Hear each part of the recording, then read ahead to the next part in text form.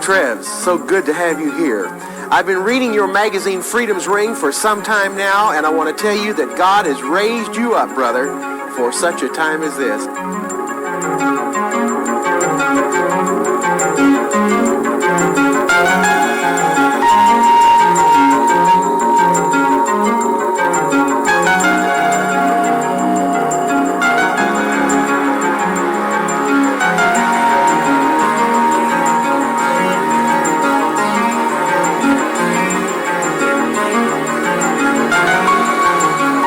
I know you have a lot to tell us, and before we get into it, let's ask God's Holy Spirit to be with us, because I want to tell you, from what I've already heard, you have a tremendous wealth of knowledge to share with us. So let's ask God's Holy Spirit to be with us right now. Will you kneel with me? Dear Heavenly Father, I pray that you will be with my brother Bob Trev. Dear Father, I thank you for raising him up for such a critical time as this in the Seventh Adventist Church. Touch his lips with a hot coal from thine altar now, dear Father, as he brings to us the revelations that he has found happening not only in the world but in the church, and how it leads to end-time prophecy. To thy name's honor and glory, we dedicate this video in the holy and blessed name of Jesus and for his sake. Amen. Amen.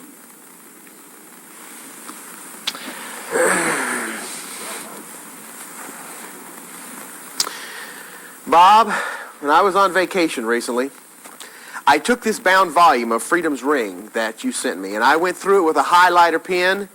And I want to tell you, brother, it's been a long time since I have seen any document that has shaken me like this material that you have put together. The Lord has given you a knowledge and a insight into what is happening within our church. And what we want to do on this video is just to let you talk and to reveal to God's people the things that you have uncovered and put it on video for God's historic Adventist people to realize where we are in this church and in this earth's history. Before we get into this, though, I would like to know, and I think the Adventist people watching this video would like to know also, what your history has been. I've got to be perfectly honest with you. A year ago, I'd never heard of Bob Treves. I didn't know who you were, and suddenly I see this Freedom's Ring everywhere and all this wonderful material and people talking about the material that you have brought out. Give us a little bit of your history. Have you been a Seventh Adventist all your life? Have you been through our educational system? How did Freedom's Ring come into existence? Give us an update. How did you get where you are now, Bob? First of all, John, I'd like to say it's really wonderful to be with you. We've enjoyed our experience here, and we feel that we owe you a real debt for the work that you've done with your celebration series. It has awakened the church like nothing else has, and it's a real honor to be here with you. I'm a third-generation Adventist, John, and I grew up loving the Lord, had godly parents. I spent a lot of time hiking out in nature as a boy and teenager, and I still do. I always have loved the influence of the Spirit of God coming through the Word as well as the natural world. And as a boy, I was keenly aware about the Second Advent. I had a picture of it in my bedroom, and I remember even praying to the Lord that the Lord would somehow give me a dream of what it might be like at the Second Advent. And I was keenly aware also about end-time events. I suppose it was about at the age of 11 that I picked up the Great Controversy, not this one, but I was so astounded by what I read. It gripped my heart like I think probably nothing I had ever read had gripped it. And I wondered, why am I not hearing these things in sermons? And this is absolutely fascinating, and my heart was just charmed by the story of the Reformation and Luther and the Waldenses. And ever since then, whenever I've been able to obtain old books on the subject of historical theology, I've gotten a hold of them, read them. I love Daubigny's History of the Reformation that Ellen and James White would read by the hour Sabbath afternoons. And as I went on through my educational experience in academy and then in college, I felt a deepening hungering for the Lord. And I got to the point in college where I would be spending 3 and 4 hours a day studying the Bible in the spirit of prophecy. Amen. I had a Honda Trail 90, and I loved to go up into the North Georgia mountains, the mountains of Tennessee, where the sparkling lakes and the rivers and waterfalls and commune with the Lord. Now, did you go to college at Southern Missionary College? Right. That's where I was. I went there as well as at Atlantic Union College. Yes, yes. Came through our educational system except for when I was in kindergarten and first grade was public school. So you were born and raised a Seventh-day Adventist and That's came right. up through our educational system Right. just like I did. I got to ask you, how old are you, Bob?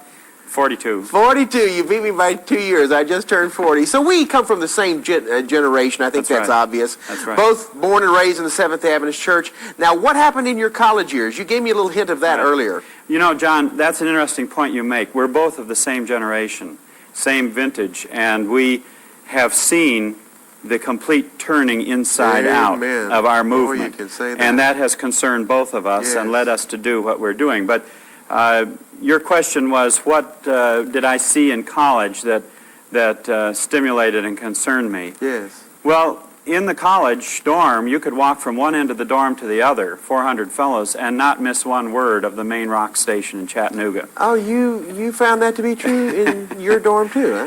It was so bad, there was a young student, a doctor's son there, who was 16 years old, and he came one day to my room and he said, "Bob, I am losing my mind here." The intense worldliness, doors open with the music just pouring through the hallways, no relief. Right. So I said to him, "I have the answer for you." And I said, "You come with me." And we hopped on my Trail 90, and 1 hour in the mountains, he was just fine. But it was during that time that I read the statement of the Spirit of Prophecy that the hours of sunrise and sunset are God's appointed time for meeting with the youth. And I would jump on my cycle and go out and be there when the sun rose and be up in the hills when the sun set, just worshiping God. It was the most thrilling experience. And those rides out in the mountain, it was an Enoch type of experience. I was 19 years old, and you know the ages around that, and I just reveled in the freedom and the communion with God. To me, it was the greatest thing in the world to be able to commune with the Creator. Well, what started happening when you were in college that helped you to realize that things were not on course as far as we as a Seventh-day Adventist? You mentioned to me earlier that you started to realize that in 20 years things were going to be drastically different because our colleagues, the age group that you and I went to school with, are now in leadership positions in the church, and you realized that then, and you said in 20 years there's going to be a terrible upheaval in the Seventh-day Adventist Church because these are the church administrators being trained right now. What was that, in the 70s? Late 60s, early 70s? Has that been true? Was that prophetic, Bob? Absolutely. As I looked around me, I knew there was a titanic struggle. And John, this issue goes far beyond just theology, which is very critical. It goes into the very core of our experience. Absolutely. With the fear of the Lord, are we going to surrender and submit to the Lord, or are we going to imbibe of these things? Yes. And as I looked around, I said to myself, in 20 years, we're going to see upheavals in this church like you wouldn't believe. You said earlier, I appreciate so much, Bob, your honesty and forthrightness. And you admitted to me, you said, "John, I've got to be honest and truthful with you, that I got caught up in the Ford heresy." Tell us about that. Well, after I did a stint in Africa under the Adventist Volunteer Service Corps, teaching college and academy right out of the Bible, incidentally, in the Spirit of Prophecy. It was a tremendous experience. And I had a good, excellent Bible teacher in college who comprehended the great controversy issues. That was very meaningful to me. And I came back and I attended the seminary. I was very shocked by the ecumenical stance of the seminary. I will say this, there are some good men there, but the overall cast is an ecumenical type of cast and network. I found the same thing to be true in my theological training. It was very disturbing. There is, of course, new theology being taught there. We know that 2020 Vision now is being used. Yes. And whole departments are in that category. How did you get sucked up into this Ford thing, though, Bob? What happened was, after 5 quarters at the seminary, I went to my wife and I. This is Andrews, yeah. Right. I knew I had to answer some of these questions. Even after having studied the Spirit of Prophecy in the Bible for hours, every day for years, it was so disturbing to me, the things that I encountered, that I knew I needed time to answer these questions for myself. Was it the situation with the heavenly sanctuary, the things they were twisting concerning that? That's what I found when I was at Southern Missionary College. It was, with me, it was it didn't jibe with the book Great Controversy. It didn't jibe with the three angels' messages. You know, what didn't jibe? What they were saying? The whole cast of the approach at the seminary bothered me. The approach toward Rome was very significant. Yes. Here, I cut my teeth on Great Controversy. Great Controversy. Amen. And it didn't square up. It didn't square up with what I had taught. In fact, I had a class there right after I came back from Africa in which we had outright ecumenical books. One was by James F. White, New Forms of Worship, where it advocated dancing, hiring professional dancers to dance on the stage for worship. This is at seminary at Andrews. And recommended beyond that even having the congregations dance. And then our people wonder why our preachers are the way they are today. And those with white hair in the Adventist church say, you know, the things we're hearing from the pulpits today don't match what we heard 30, 40 years ago, and they have a hard time understanding why there's been this big shift. It's because our ministry has been trained in ecumenicalism. Not only that, it started long before that in the educational system, as you know, John. There was one very dedicated professor there at the seminary who sometimes had to fast for days before he approached certain subjects because of the hostility of the fellows who had been trained in our colleges. They come into this with it fastened on them early on. Anyway, in this particular class, I had to critique the book, and I said, of course, well, this man had even recommended, he said, we are past the literary era, and so we need to use banners of love and peace, and we're beyond the stage where people will read the Bible and that type of thing. So I said, of course, this man is an ecumenical, and we cannot go along with what he's saying. We have to find our principles of worship in the Word of God and the Spirit of prophecy. The professor was furious. He came into class with the sheaf of analyses that the students had done, and he built up, as he was reading them, finally got to mine at the end, and he said, "Brethren, ecumenism is not a dirty word," and his face was just flushed with anger. He took excerpts from my paper and twisted them out of context. And a couple of weeks later, he called me into his office, and he asked me the question. He said, "Are you an American?" And I said, "Yes." He said, "Have you been a lifelong Adventist?" I said, "Yes." And he said, "Are your parents Adventists?" And I said, "Yes." He's in questions like this. And finally he said to me, "I noticed you came down hard on the book we had for class." And I said, "Yes." And he said, "Now, if this man was sitting here in this chair, don't you think we ought to talk to him?" Of course, meaning ecumenical, Sure. but I took it in a little different vein, and I said I'd be happy to talk to the man. But I said, as far as his book goes, it was directly contrary to the first angel's message. And the professor's mouth metaphorically dropped open, and I got up and walked out of the office. But this is the kind of thing you encounter, you know. This is exactly what I encountered at Southern College. Exactly. Yeah. I had been there my freshman year in 1970, but then I went my sophomore and junior year to La Sierra, but then I had dropped out because I had become disillusioned. But when the Lord called me distinctively into the ministry and I went back to Southern College in 1979, this is exactly what I found at Southern College. And I would find myself at odds with my entire theology class and professor, defending 1844, Day for a Year, the Heavenly Sanctuary, Character Perfection, Ellen White, our cardinal doctrines. It was unbelievable. I couldn't believe the things that were happening. And to find out that the same exact thing happened to you in our colleges. Well, I took a break then and went and worked with my dad's medical practice, giving Bible studies. We remodeled a number of houses for finances. We were on deferred appointment to Africa. And the conference ultimately offered me a district, but at that time I needed to go back and finish up my MDiv. And I ultimately went on for my MTH and basically took the bulk of the classwork was doctoral work. And about the time I began my thesis for the MTH, I went back in the field, and I've been so busy ever since. And I was a college teacher. But in that break, at the end... You were a college teacher. So you've also taught on the college level too. Oh yes, in fact I taught virtually every undergraduate course that is usually taught, including some that aren't usually taught, like Biblical Aramaic. How did you get to the mindset where you are today? How did you get in the groove of historic Adventism and come out of all of this stuff? That's what people ask me. John, how did you go through our educational system and get to where you are today? And I want to ask you that question now. Well, I knew it would be a battle at the seminary, and particularly after our first stint. When we went back the second time, I guarded, first of all, very carefully the communion with God. I had prayer walks in the morning, in the evening. I took my family for prayer walks morning and evening. There were families breaking up around us. There were faculty families breaking up. There were fellows selling their Spirit of Prophecy books, leaving the ministry, leaving the faith, all of that type of thing. So, and I devoted a certain segment of each day specifically for answering the questions that had arisen in my own mind as a result of doubts that had been raised in classes.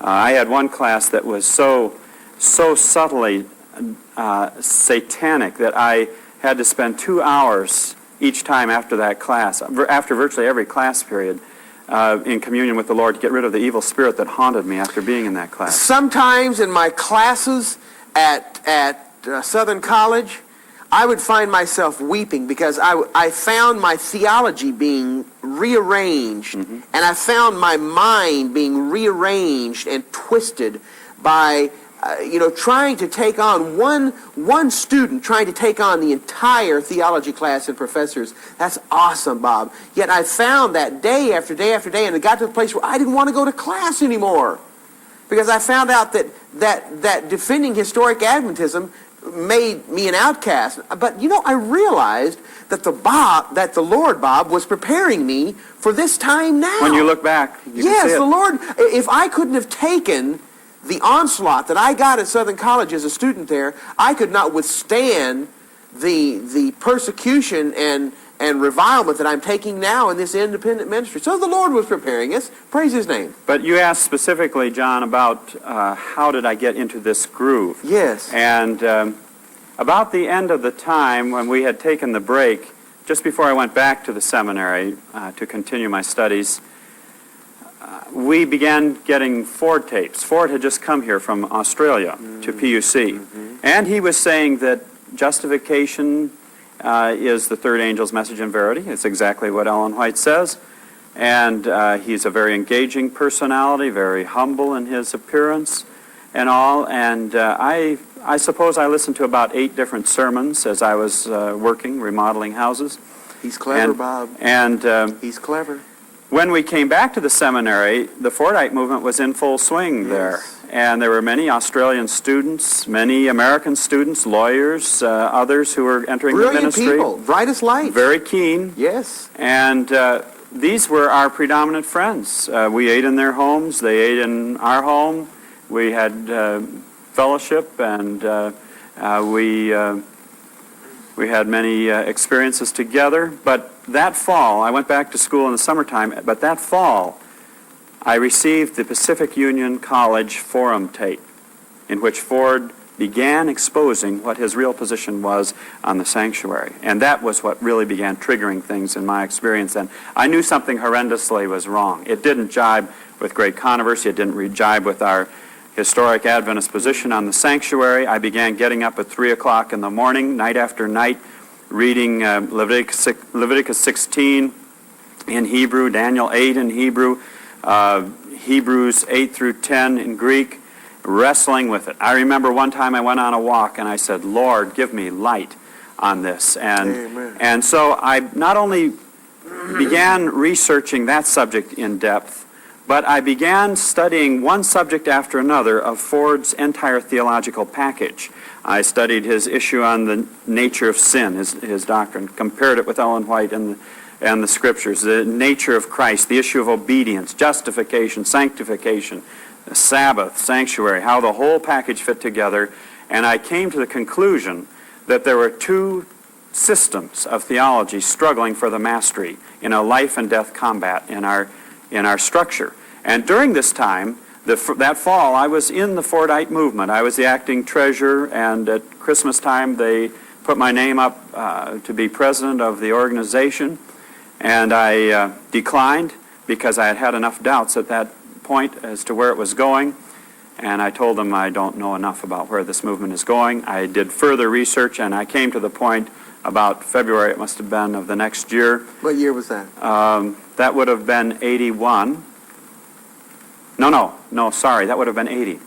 I came to the point that it was not of the Lord. In fact, even the justification concepts were forensic-only justification instead of the kind of concept we see in First Selected Messages 366. It's fascinating to note that this was taking place in 1980, because in 79 and 80 is when the Lord was pulling me as a brand from the burning into a particular ministry that he had for me. And that's exactly, it looks, the time that God was pulling you as a brand from the burning out of another lifestyle, out of another movement, into the work that he had for you to do. A Saul on the road to Damascus experience in preparation for what he really had for you to do at that time of 1980. That's when it was happening in my life too. That's exciting, Bob, to realize. Yeah, I would like to emphasize, John, that the fellows that were in this movement were determined to take over this church. Oh, absolutely. Their philosophy and their theology was, we are going to stay in this church and take it over from the inside. The way the organization functioned on the campus, there was a hardcore group of those who could be trusted. And we had, for instance, one time I remember a missionary came through who had been let go in the Far East for his doctrinal positions. He presented an 8-phase, or rather 8 areas in which the new theology needed to take over the church. He went on afterwards to get his doctorate, and now he's teaching at the seminary. He was taken in immediately after completion of his doctorate, and significant things have happened since he has been back there. But then they would hold big meetings where a professor who was in secret sympathy with this movement would speak, but the general public didn't realize it. And during the meeting, the place would be packed. He'd be a popular, eloquent speaker. The leaders of the movement would watch the audience carefully, and anyone that they noted that was paying particularly close attention, they would corner them on the way out and seek to draw them into the group. I came to the point when I was convinced, and I saw clearly, of the two systems of theology struggling for the mastery, and that this was a false movement. I went in, I took to a committee meeting, and I took my materials and I handed them over, and I said, this movement is going nowhere, and it is not the movement that we are called to give. And their mouths dropped open. I got up and walked out. That summer, Glacier View took place, and at Glacier View, you know what happened there. Yes. Men came in from all over the world at great expense. Yeah. Ford had spent 6 months preparing a 999-page document that gathered virtually every argument from history and current thought against the sanctuary that could be mustered at church expense. Yes. And at that point in 1981, his sanctuary position was condemned. I might say that Ford got his doctorate at the University of Manchester. His major professor was F.F. Bruce, who was a Plymouth Brethren, once saved, always saved individual. Yes. And the Antiochus Epiphanes was seen as the Antichrist right. in that dissertation. We studied Bruce when I was in college, too. I remember one theology class that I had where they were just bringing in all of these theologians, and I raised such a stink. I said, why are we going to these men? Why are we learning from these men? And exactly the same situation happened with you, happened with me, where the professor's face flushed red, and he just became indignant that one of the theology students would question what he was doing in the books that he was using. Yeah, it's amazing. And go ahead, John. Okay, Bob, I've just got 2 questions. How did you start publishing Freedom's Ring, and what are all these books? I mean, they haven't even seen these on videos, but folks, over here on 2 tables are books. I mean, books and books and books. And I want to know what you have found in your research. We can take a little bit more time to cap off your history and to bring you into to the arena of where you're publishing Freedom's Ring now. But I want to show these books and the material and how it relates to us as Seventh-day Adventists today. So bring us up to speed now to where you are in publishing Freedom's Ring, how you got to this place. While I was teaching college, I've always loved religious liberty. One of my ancestors was William Penn. We had Huguenot ancestors. It's in my blood. And ever since college days, I have been interested in religious liberty, and so I began studying it. I began realizing that I had to give an answer myself at the end of time, personally, and give an account for where I stood on these issues. And I knew I couldn't leave that research up to anyone else. I began buying constitutional law books. I began speaking and writing on the subject, and various ones began encouraging me strongly to start up a paper.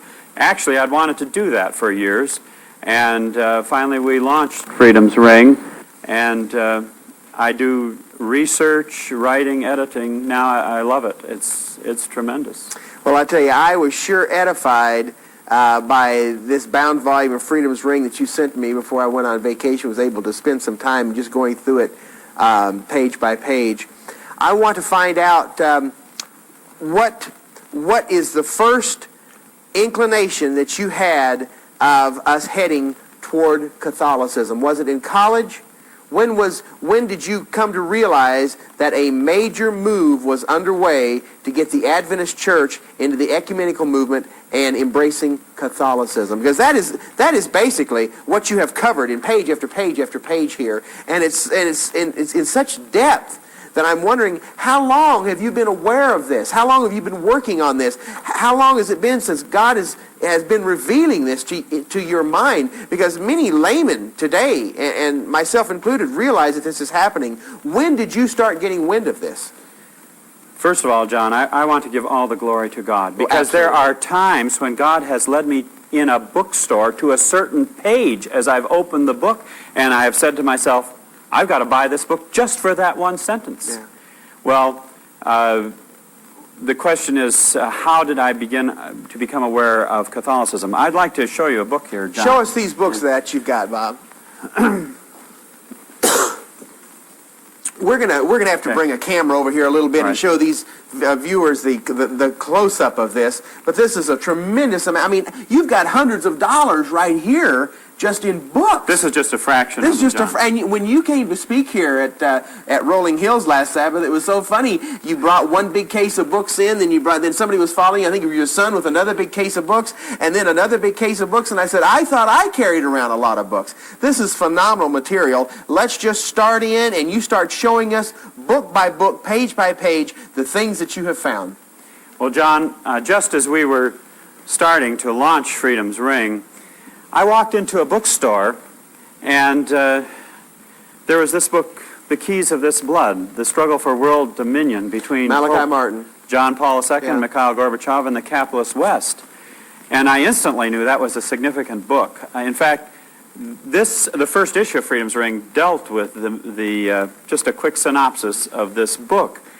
And I immediately recognized that this was completely the flip side of the coin of great controversy, what Ellen White says in the chapter, Liberty of Conscience Threatened.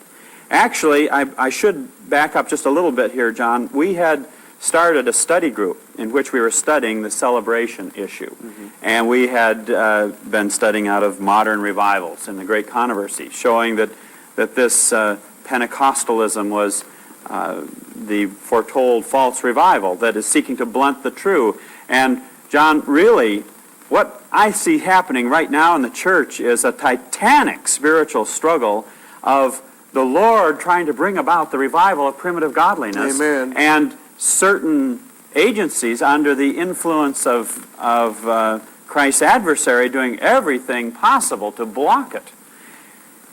But the connection with the papacy came much more clearly. I noticed that Malachi Martin tells of how the papacy was involved in bringing down the Iron Curtain, in the swift developments that took place in Eastern Europe with the demise of communism there. I had also been speaking, John, about Penny Lerneau's book, The People of God, The Struggle for World Catholicism. And in this book, Penny Lerneau, who is a liberal Catholic writer and worker in South America and Inter-America, tells of how John Paul II is wanting to take the entire world back to the way it was before the Protestant Reformation. It's a movement called Reconstructionism, and it is a movement that involves integralism, which means integrating all of life under the domination of the papacy.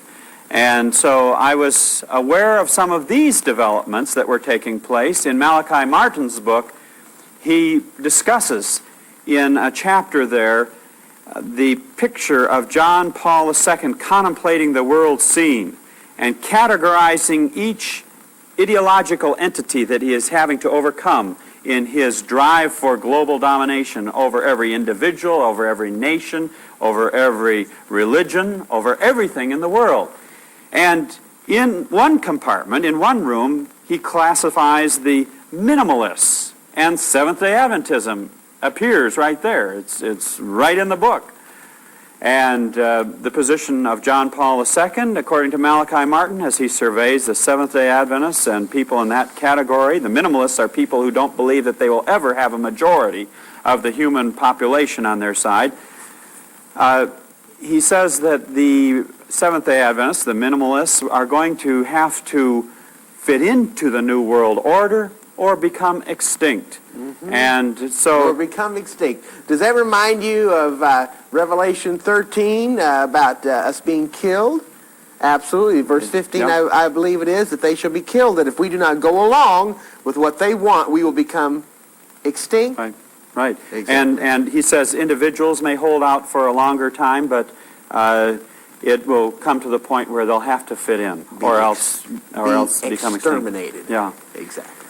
And so we dealt in the second issue of Freedom's Ring with the John Paul's confident assessment of the minimalists and Seventh-day Adventists in particular, that they will be absorbed into the full faith of the Roman Catholic Church ultimately. The thing that was so fascinating for me in your bound volume of Freedom's Ring, and listen, right here at the outset, let's give your address of how the people can get copies of Freedom Ring. If anybody does not have copies of Freedom's Ring, Bob, do you call it a magazine, a newsletter? It's a paper on religious liberty. Okay. If you're not getting Bob's paper entitled Freedom's Ring, you need to be on his mailing list. Give us the address right now. We'll put it up on the screen. Right Bob. now, the paper runs about 18 pages, and the address is Box 200, Hermosa, Hermosa, Hermosa, South Dakota, 57744. Now, do you have a subscription price? How does this work? Well, we figure that we need to get about $3 per issue to function. Well, sure. And that's what we ask for as a contribution, as a gift. And the bound volume of all of Volume 1 and Volume 2, we need a gift of $25. Okay, so for $25, can they get this complete bound edition that you gave to me? Yeah. What a deal. From the very beginning, you have made it clear that celebration fits right in to the Catholic scheme of bringing all the, quote, Protestant churches that have run away from the Mother Church back into the fold. Explain how celebration fits into all of this. That's the next stage, John. I was walking through my personal library one evening, and I was thinking how interesting it would be to lay hands on top Jesuit documents of their plan for accomplishing what Ellen White says in Great Controversy about bringing all the churches back into their fold. And I thought, lacking that, I can deal at least with public material, and I had a copy of the Vatican II documents. The Vatican II documents. Now that's 2 volumes, isn't it? Because I have 2 volumes of concerning with Vatican II. Now it was Pope John the 23rd called it. Right, back in 1962, wasn't it? He actually called it on January 25th, 1959. Okay, now what was Vatican II? Okay, John, if I could give a little historical background of celebration, I'd like to. Would that be all right? Absolutely. First of all, just my encountering the documents of Vatican II, the first section of the documents of Vatican II is the Constitution on the Sacred Liturgy. And explain that word. Liturgy. There are some people that don't know what the worship service the format. Worship service. Liturgy. It means the worship service format. And that's, of course, what has been agitating our church. That's what celebration is. Right. Now, the Sacred Council, it says here, has set out to impart ever-increasing vigor to the Christian life of the faithful, to adapt more closely to the needs of our age those institutions which are subject to change, to foster whatever can promote union among all who believe in Christ, to strengthen whatever can help to call all mankind into the church's fold. Accordingly, it sees particularly cogent reasons for undertaking the reform and promotion of the liturgy.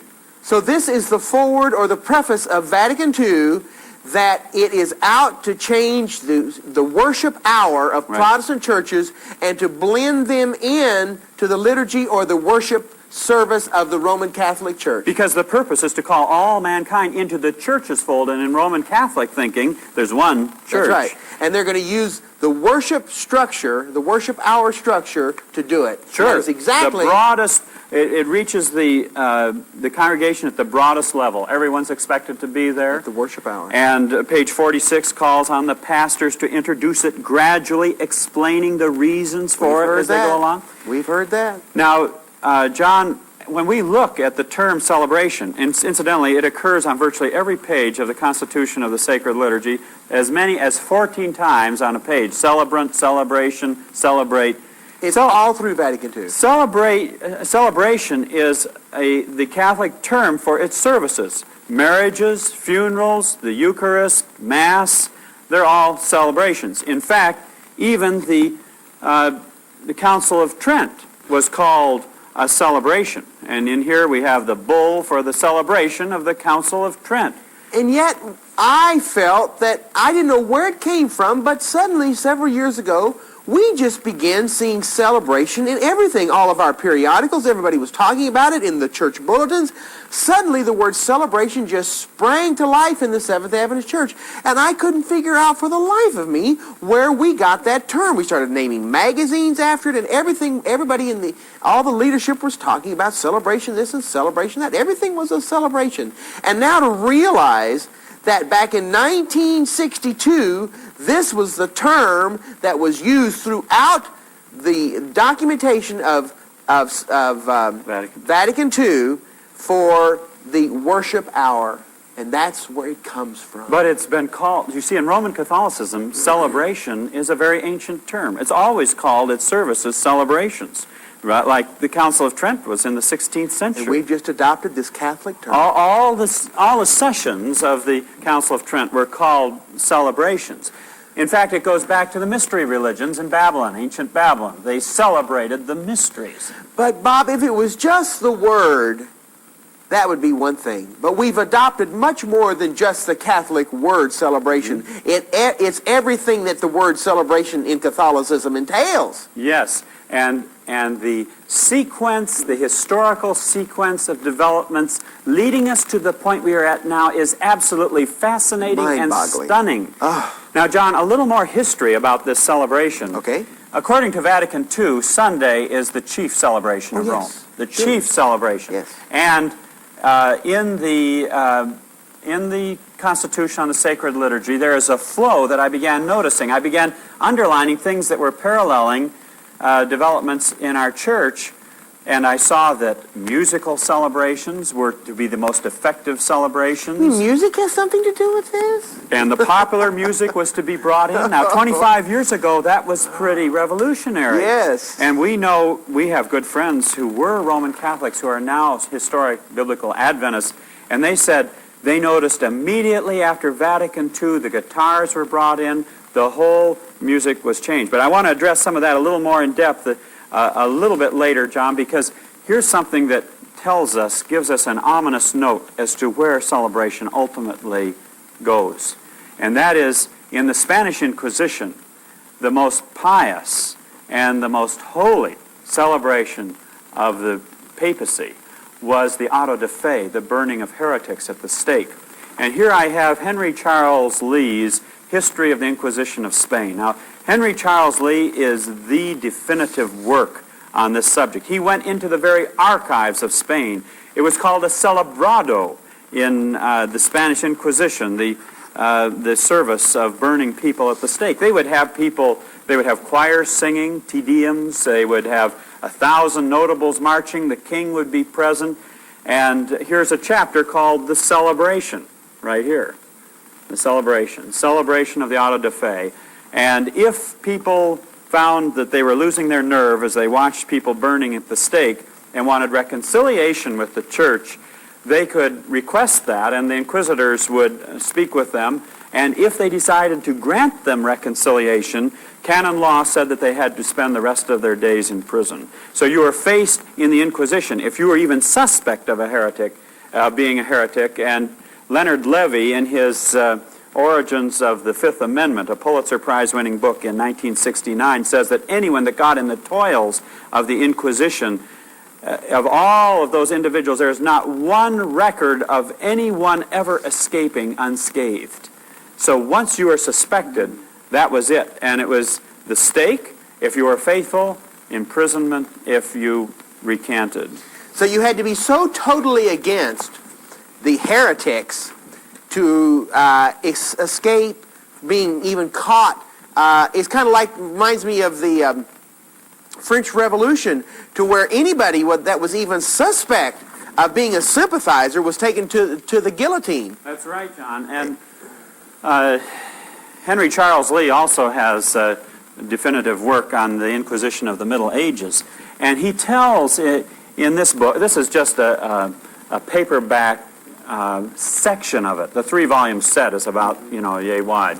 But he tells of how the inquisitors would come into an area, they would call all the population out, and everyone was to tell everything they knew about any heretics. There was only one area that escaped from this, and that was because the people covenanted not to tell on each other. And the inquisitors couldn't do anything. It was still in the early stages of the Inquisition. They had ways of dealing with that later on. But betrayal of others was the proof of conversion, you see. And what happened was the Inquisition was designed to instill terror in the population, utter fear, so that the people would subject themselves, tell everything they knew. They had records of everything across Europe, and any heretic, their genealogy was examined, and they kept records for generations. But Bob, that was hundreds of years ago. That doesn't have anything to do with the Adventist Church and what we're going through today, does it? Well, what does Great Controversy tell us in the chapter, Liberty of Conscience Threatened? I'm being facetious, obviously. I know, John. That's exactly what is happening. But it's coming back. It's coming back. It's coming back, and the Pope is absolutely clear that this is where he's wanting to take us to. You see, the Inquisition was the effort to impose uniformity and unity in the church. And in the name of unity, they burned people, imprisoned them, cut their tongues out, tortured them, whatever. So this what we see of persecution of historic Adventists today in the Seventh-day Adventist Church is minuscule in comparison to what we are going to see in the coming months and years. This is just the beginning. This didn't start out, the Inquisition didn't start out doing this horrendous crimes against mankind. It started out subtly, just as the persecution is starting out now in the Seventh-day Adventist Church subtly. But I want to tell our historic Adventist people that we haven't seen anything. This is child's play in comparison to what God's people are going to have to go through from their very own fellow Seventh-day Adventists before this thing is all said and done. Bob, how have we played into Rome's hands? How have we done their bidding? How has our leadership come to the place where we are following the history of the Inquisition? Okay, John, I'd like to look at a sequence of developments here with you on this very subject historically. Just look at the facts, and that's what my concern is, to look at the facts. In the 1950s, we as Biblical Adventists know that there is tremendous ferment in our church over the evangelical conferences. 1956, 1957, questions on doctrine. Mm-hmm. And then in 1958, it's very interesting that G.C. Berkouwer, a prominent Dutch Reformed theologian, put out a book, Recent Developments in Roman Catholic Thought, where he examined what was going on in the thinking of Roman Catholicism, and he warned the world that if they could not take a position of we know based on the Word, they would lapse back into the ex cathedra decisions of Rome. The very next year, 1959, Pope John the 23rd, January 25, announces his intention to call an ecumenical council. 1962 to 65, you have the Vatican Council meeting, which would forever change the face of the religious world. And this, of course, calls for revitalized celebration services to attract the world back into the fold of Rome. Now, immediately after that council, in 1966, the Catholic charismatic movement begins exploding. And this all can be documented, John. We have this book, The Pentecostal Movement by Edward D. O'Connor, the definitive study of a dynamic spiritual rebirth from the standpoint of Catholic theology and its significance in Catholic life. So and it's thought Catholics today. looking at Pentecostalism. I'd like to see that. Well, John, there's a lot more. There's a lot of material that can be produced on this subject. Catholics looking into Pentecostalism and us understanding today how Pentecostalism fits in with the Catholic strategy to unify all the churches and how they plan on using this speaking in tongues and the charismatic movement and how it ties in with love and unity. Have we been hearing about love and unity in the Seventh Adventist Church? We've been hammered with it for decades. Oh, it's nauseating, Bob. It's that lovesick sentimentalism that Ellen White talks about. And we have just been inundated from every direction with this banner of love and unity, and it comes right out of Vatican II. I mean, reading this material of yours is just phenomenal. This is what's going on in the Seventh Adventist Church. And to realize that it came out of Vatican II in 1962, and that's what we see, here 30 years later in the Seventh Adventist Church. Exactly. If we are not walking closely with the Lord in the fear of the Lord, we get swept into all of this. At the end of time, there's only two camps, those who are standing on the three angels' messages and Babylon. And Sarah Diamond, who is a sociologist, in her book Spiritual Warfare, The Politics of the Christian Right, documents for us how high-level contacts were made then between the Catholic charismatic movement, which shortly was 1 million members strong, and how they joined in the council organization at the highest levels with the Protestant charismatic movement. They didn't want the members to know about it. Oh, everything. But they did it secretly. Yes. And she talks about that in here.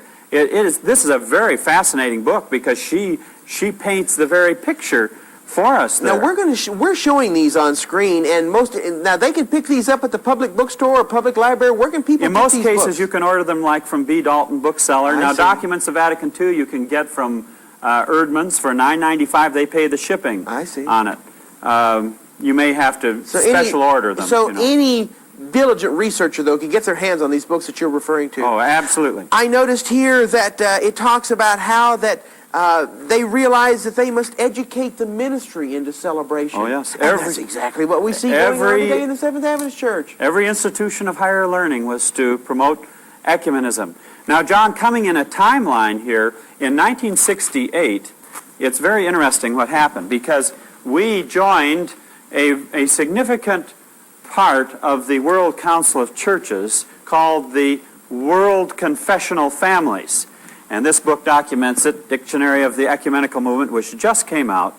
It costs about $70, this book. But at any rate, we joined it in 1968, the World Confessional Families. The World Confessional Families, which is now... Does that have anything to do with the World Council of Churches? Yeah, absolutely. It's a very significant, because it is so significant that the top Jesuits, when they go to write a book based on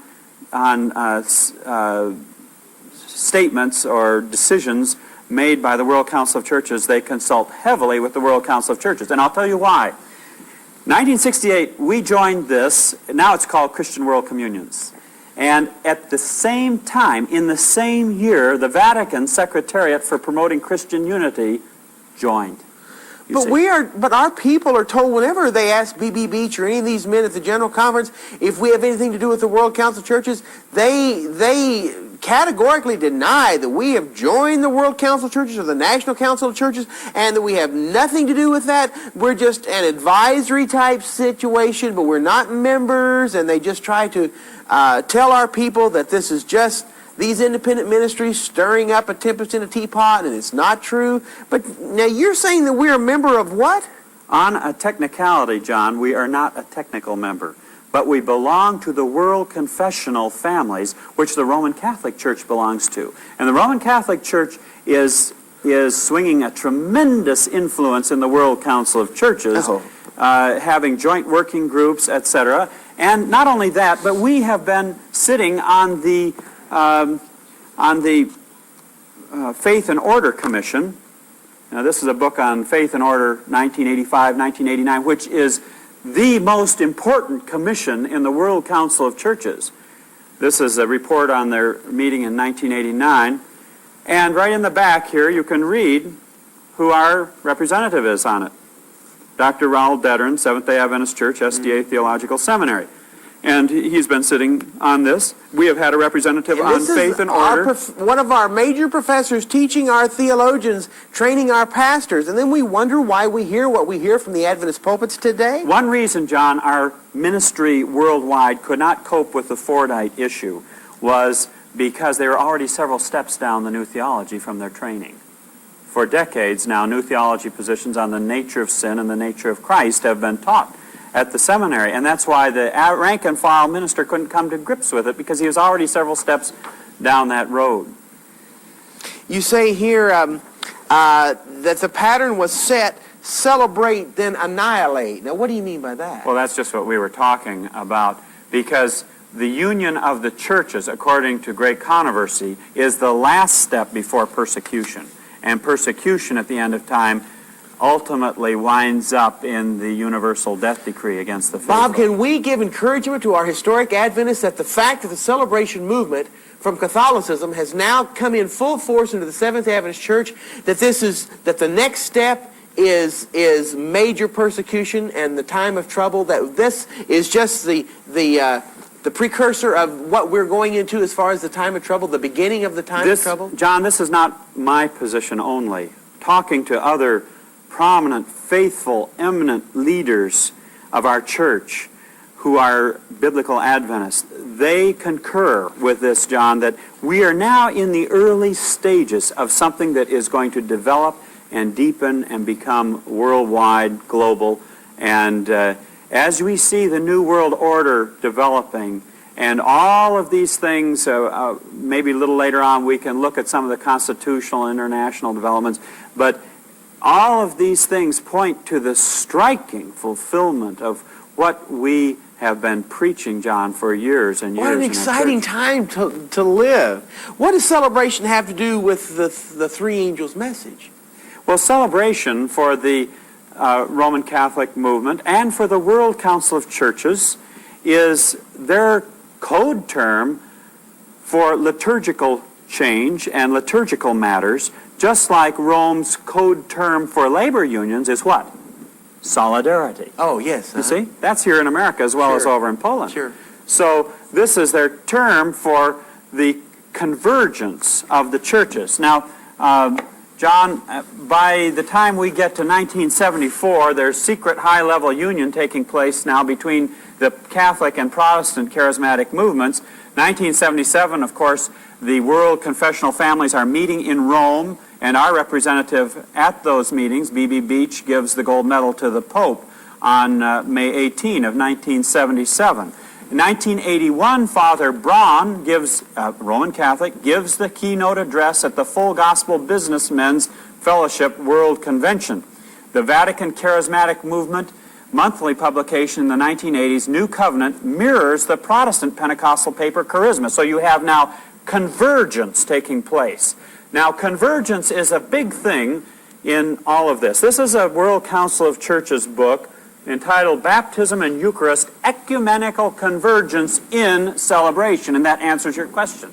Celebration is the term that is being used here for the ecumenical convergence that's taking place. Now, this is dealing with two key areas that Rome is interested in unifying the churches, baptism in celebration. And Eucharist. That's so obvious, because you see, celebration totally negates the three angels' message. Yes, it does. It is the opposite. See, there are two movements at the end of time, and these movements cross all boundaries. There is God's movement of the three angels' messages to every nation, kindred, calling tribe, people out, to pull people out of Babylon, every aspect of Babylonian and celebration gets everybody in unity. And the other movement is the ecumenical movement, which is bringing all the people, knitting them together in Babylon with the coalition of the papacy, spiritualism, and apostate Protestantism. Unbelievable. So these two things, and you see, we're going to see company after company leave and tribe after tribe come in. There's going to be great confusion and people crossing the boundaries. But the defining point is the three angels' messages, Amen. because that's the cleaver of truth. That's the mighty cleaver. Man, isn't that exciting? Now, John, it's interesting in this book here. This book came out in the 1980s, and it describes that there is a two-pronged movement in celebration.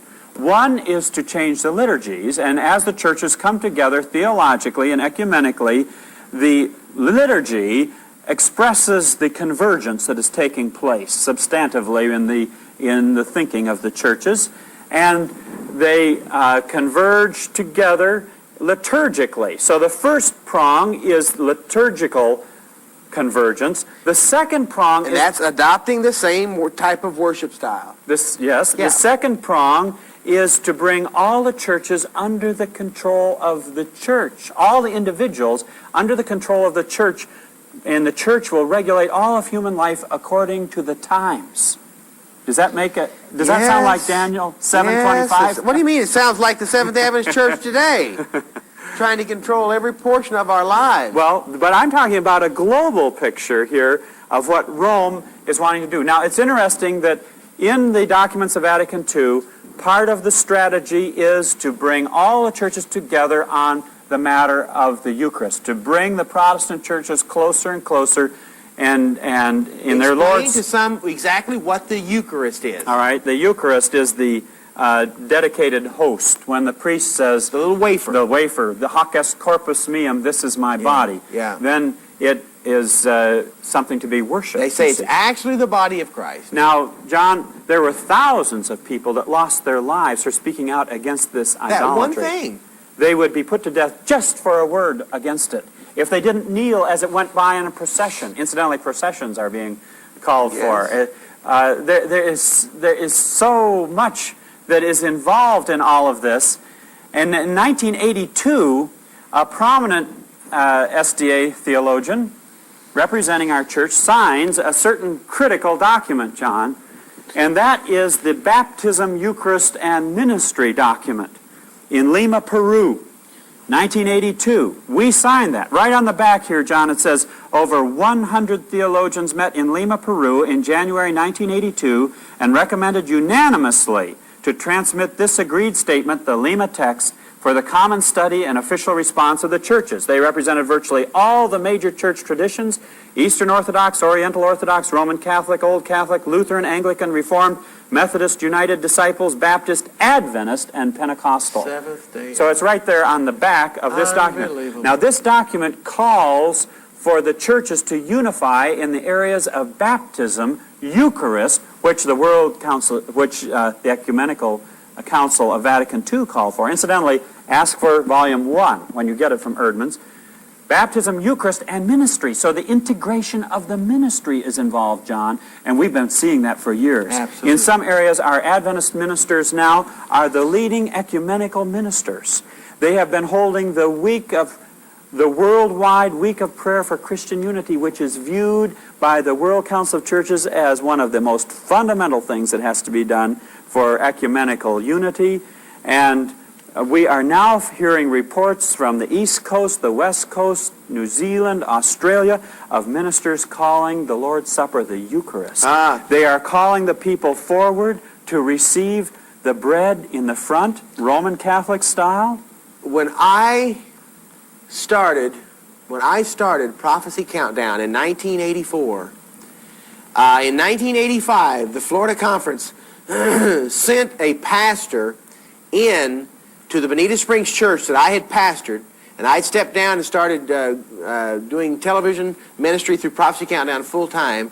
The pastor that they sent in to take my place, I remember how startled I was in our first communion when the pastor, the Seventh-day Adventist minister that the conference had sent in to take my place, and by the way, to get me out of that church, started using the term the Eucharist in referring to communion. I couldn't believe it. He started using Catholic terms. This is the first hint that I had ever had of how our Seventh-day Adventist ministers were being trained to use Catholic terms. It was unbelievable. Here in your paper, Freedom's Ring, you not only have that celebration is the Vatican code word, for the new style church services, but you go on and show how that the reading of the Psalms, now there's nothing wrong with reading of the Psalms, I read the Psalms all the time, but how it plays into the celebration movement. You also bring in about the physical movements in celebration, such as applause. They were necessary, viewed as necessary physical movement in and celebration. you have brought in all this stuff and gone to Catholic sources and found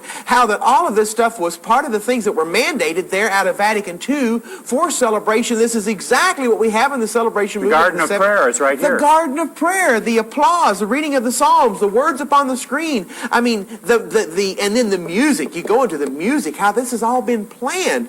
This reminds me, Bob, this reminds me of how we as Seventh-day Adventists for years have done research on Sunday worship. Yeah. And how we go back and show people, look, you know, this thing just didn't all of a sudden happen on the church. It's been brought in over hundreds of years, very slowly and subtly, how that Satan has brought the Sunday worship in through the Catholic Church into the Christian church. And that's where we are today. But I find exactly the same thing with celebration. It has come to the Christian church and into the Seventh-day Adventist church much faster, but in the same way that Satan brought Sunday worship into the Christian church. It's unbelievable. You've gone to Catholic sources and researched and found all this stuff. I mean, this is mind-boggling to our Adventist people, Bob.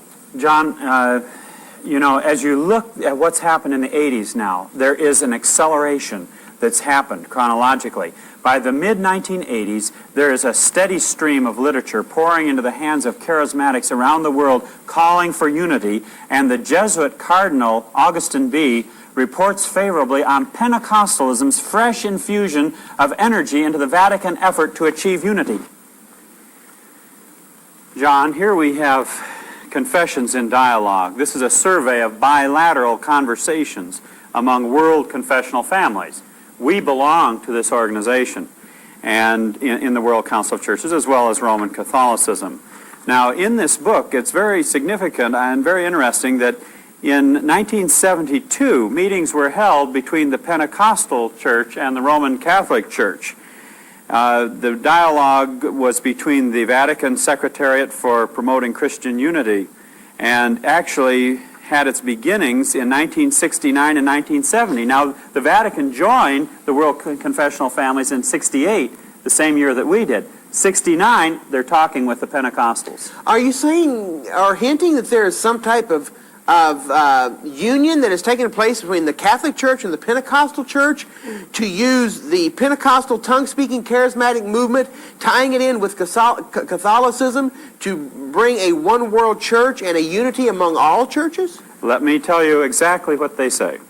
The concluding sentence of the account of the 1973 meeting illustrates the amazing change in mutual attitudes that has occurred within the last few decades.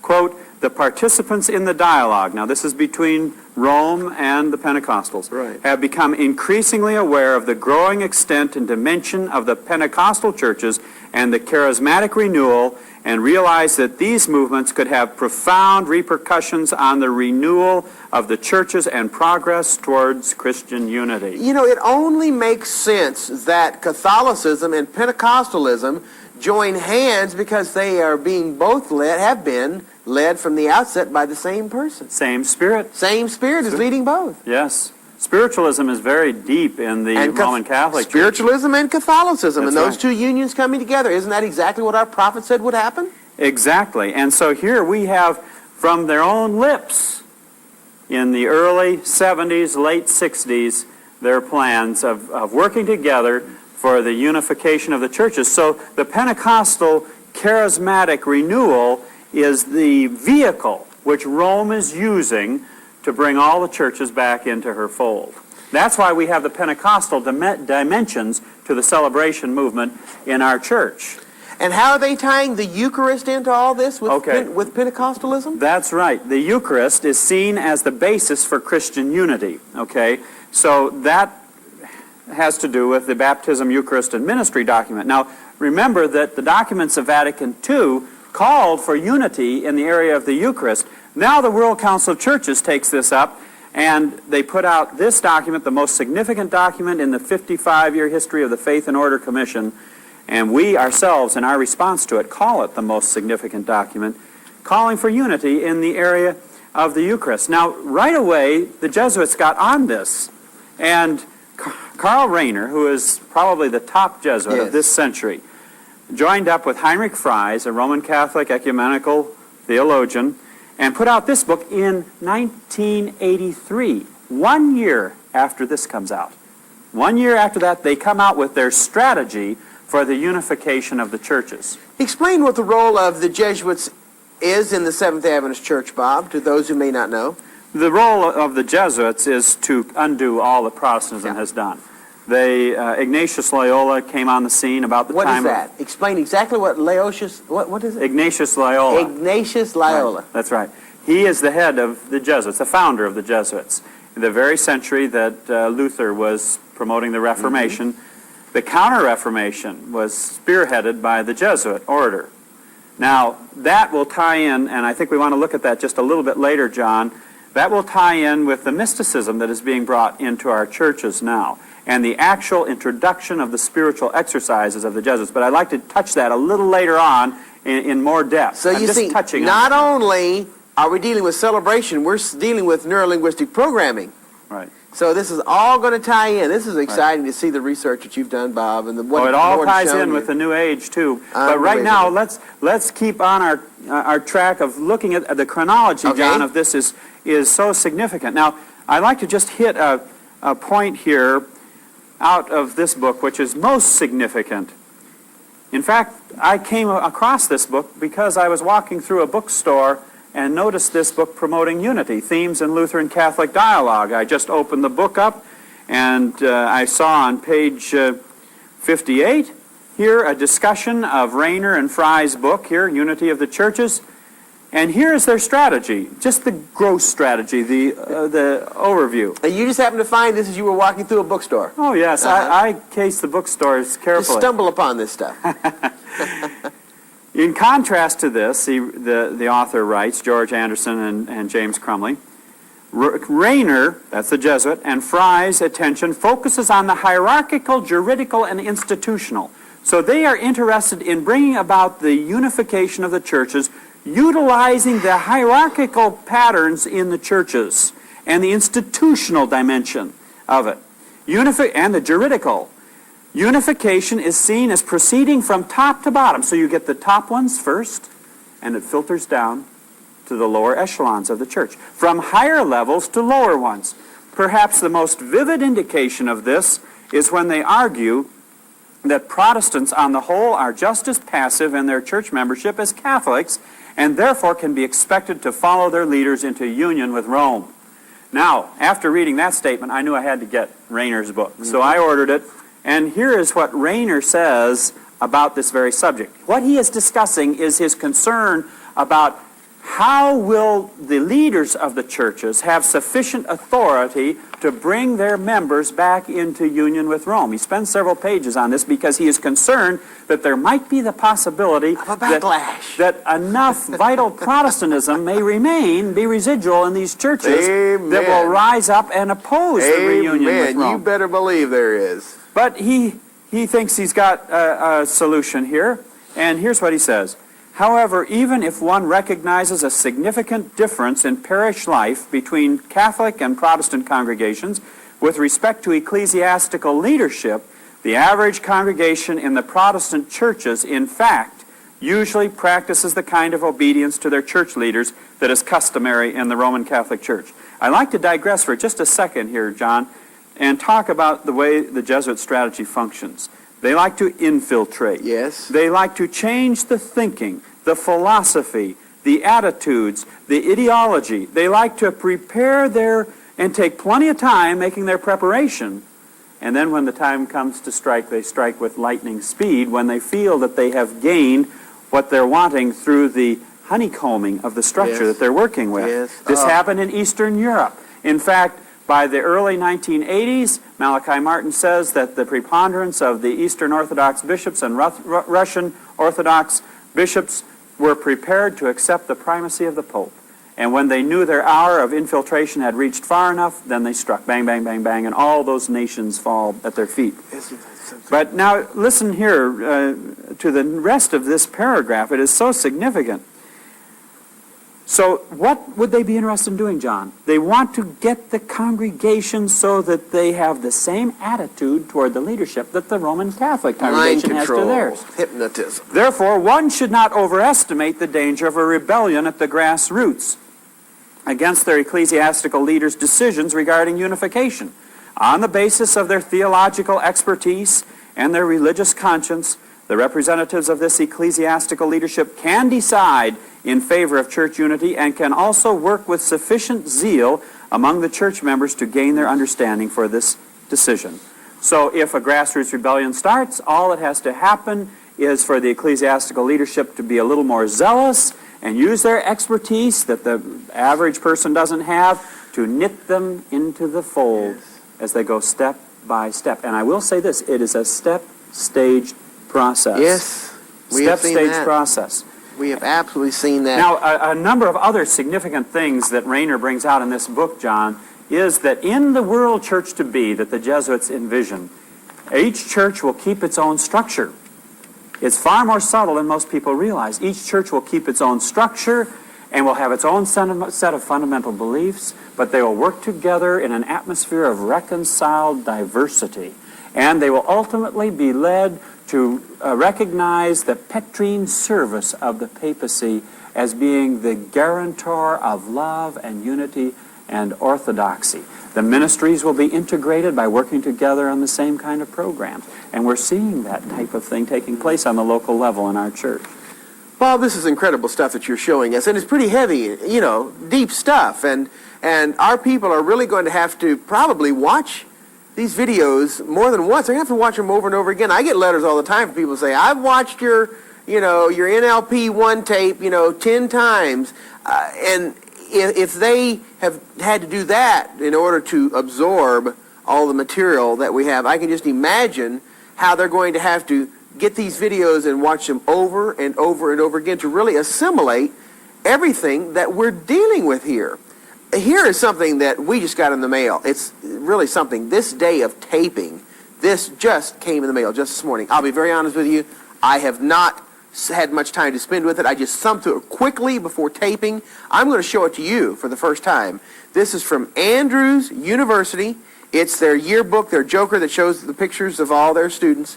And I just want you, we're going to show it on screen to the viewers, and I just want you, with your knowledge and expertise in this field, to start going through this new picture book from Andrews University, our theological seminary here in the United States for our Seventh Adventist ministers and our Seventh Adventist College and University, and just give your definitions of thought in turning the pages after we have been hearing and studying about what we've been talking about so far, how that this has been Catholicism's plan to get all of these churches, especially the Seventh Adventist Church, back into back into the Catholic vice. And I want you to see what you think of this picture book, this joker, this yearbook. I guess it's called The Cast here at Andrews University. Tell us what you think of it. John, this is one of the most striking things that I've seen. I heard about this before I have heard about it too. This is the first time I've seen it. Today is the first time I've seen it. And the whole artistry of the book is blatantly, not even, what is a better word than blatant? It is incredibly Roman Catholic. First of all, here right on the title page, we have the two fingers of the Pope, the papal sign that Ellen White utterly condemned. Yes.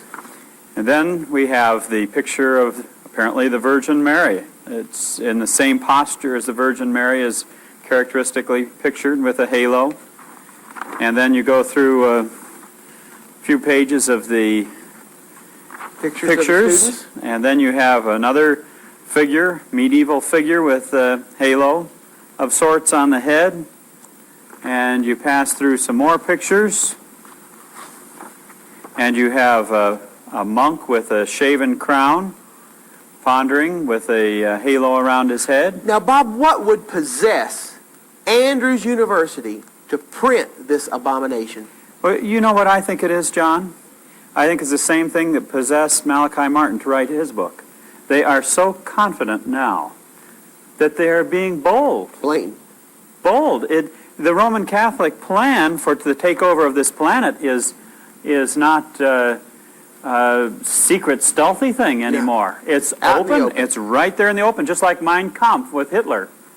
The next picture. This is, to me, probably one of the most startling ones in the book.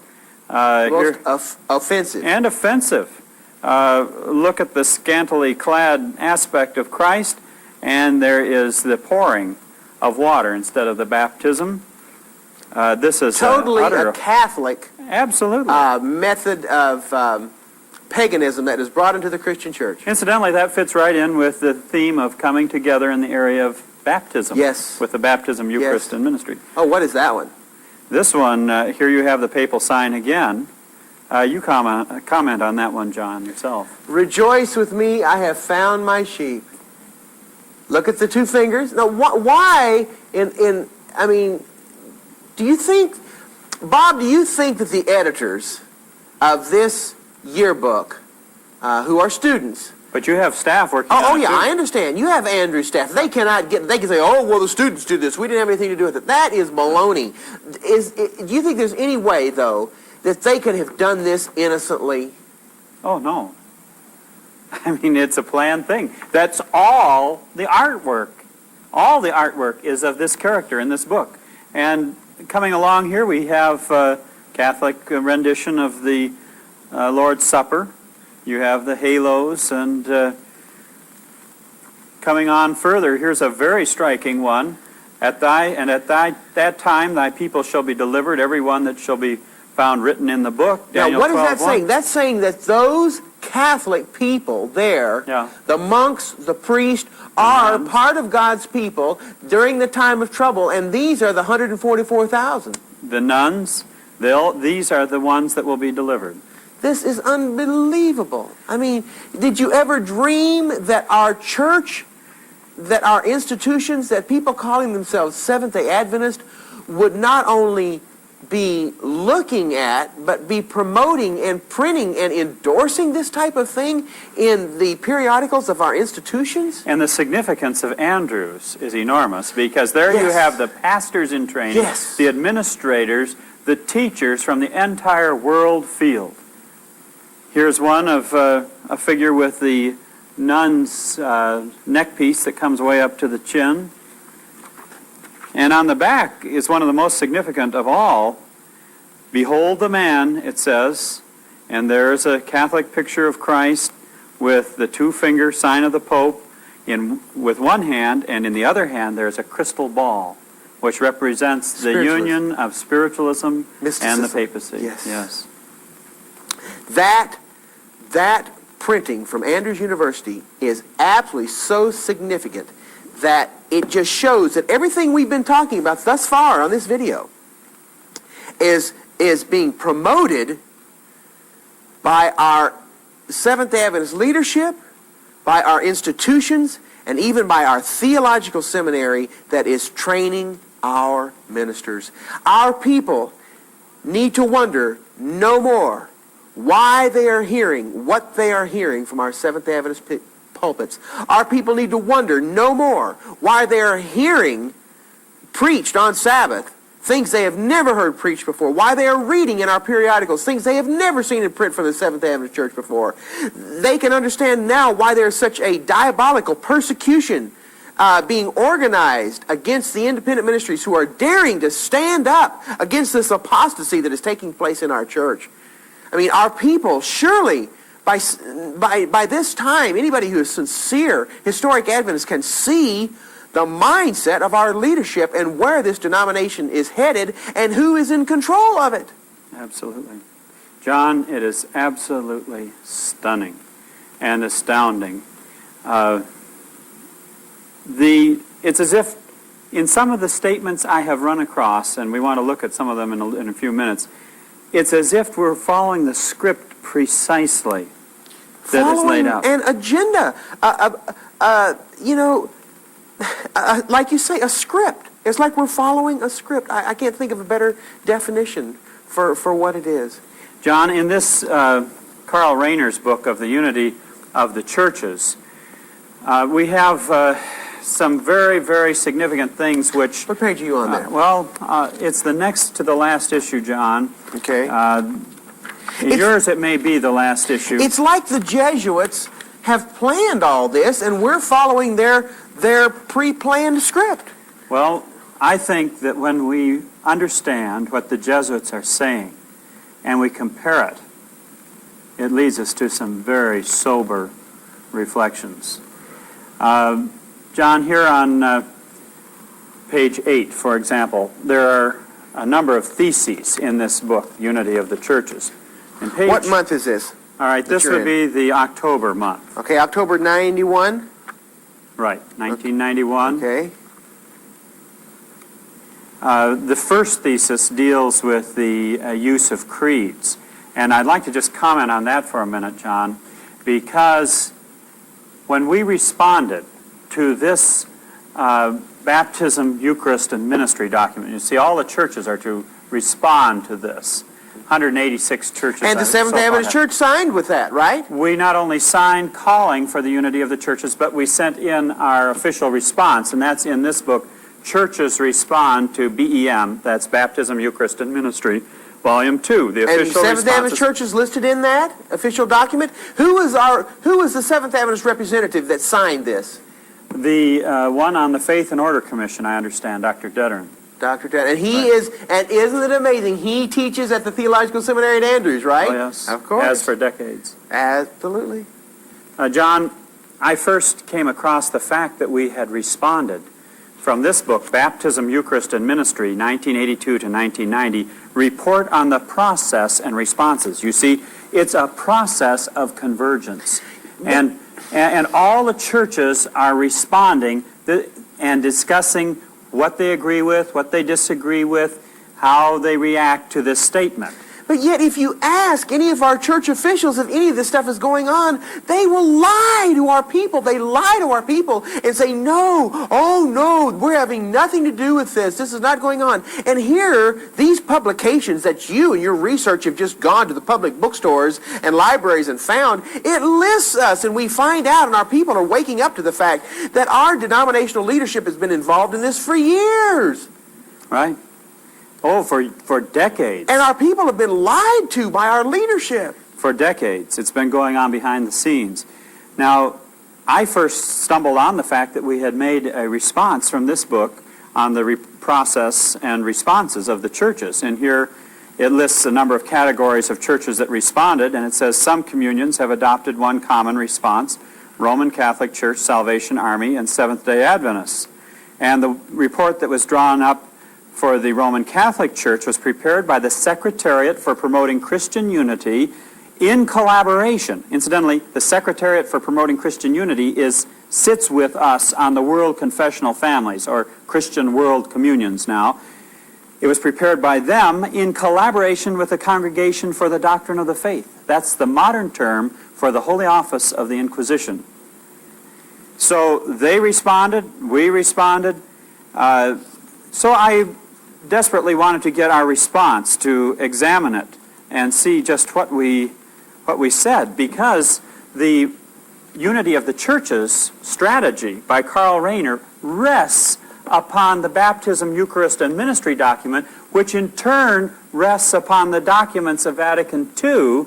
And in the very beginning of the Unity of the Churches book by Karl Rahner, it discusses how the book was produced in collaboration and in consultation with the World Confessional Families, which we are a part of, and the Roman Catholic Church is a part of, and the Faith and Order Commission, which we have a member sitting on, you see. Yeah, I'm just overwhelmed as I'm sitting here listening to you present all this information to us.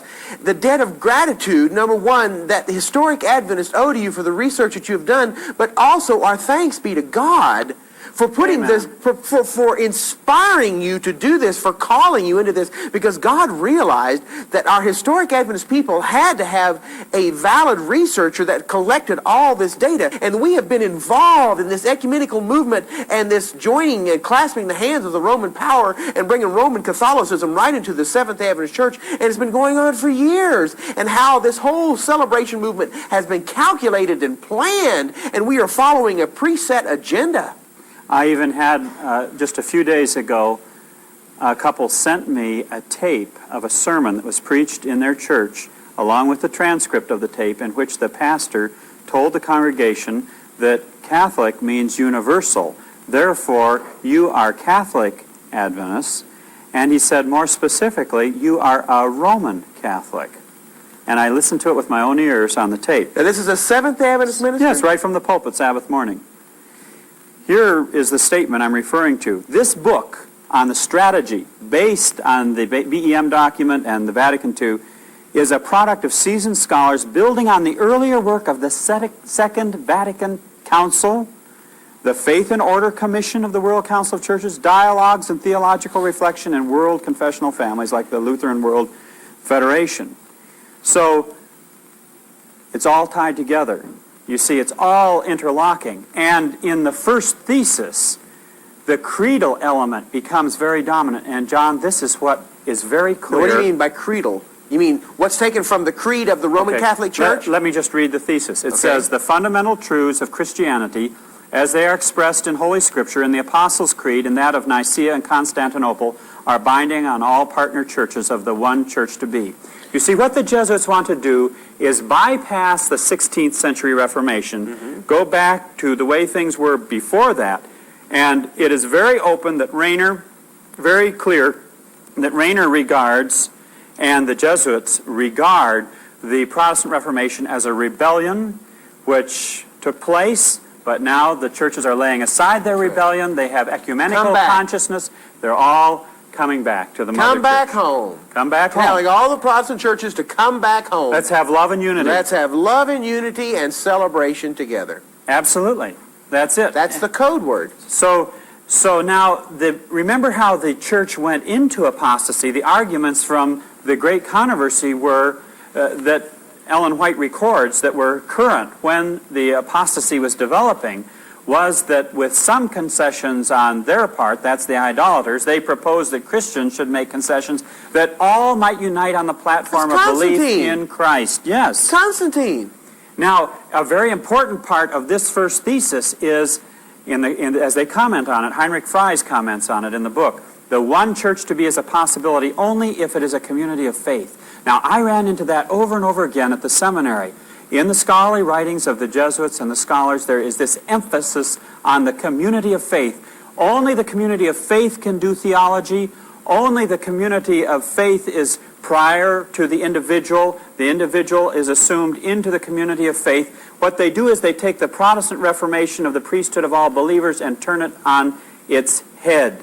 And the church takes emphasis over the individual. Now, I have a book over here, John, that I'd like to refer to.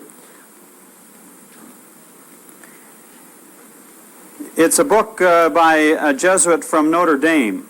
Yes, here it is. What did he have to say?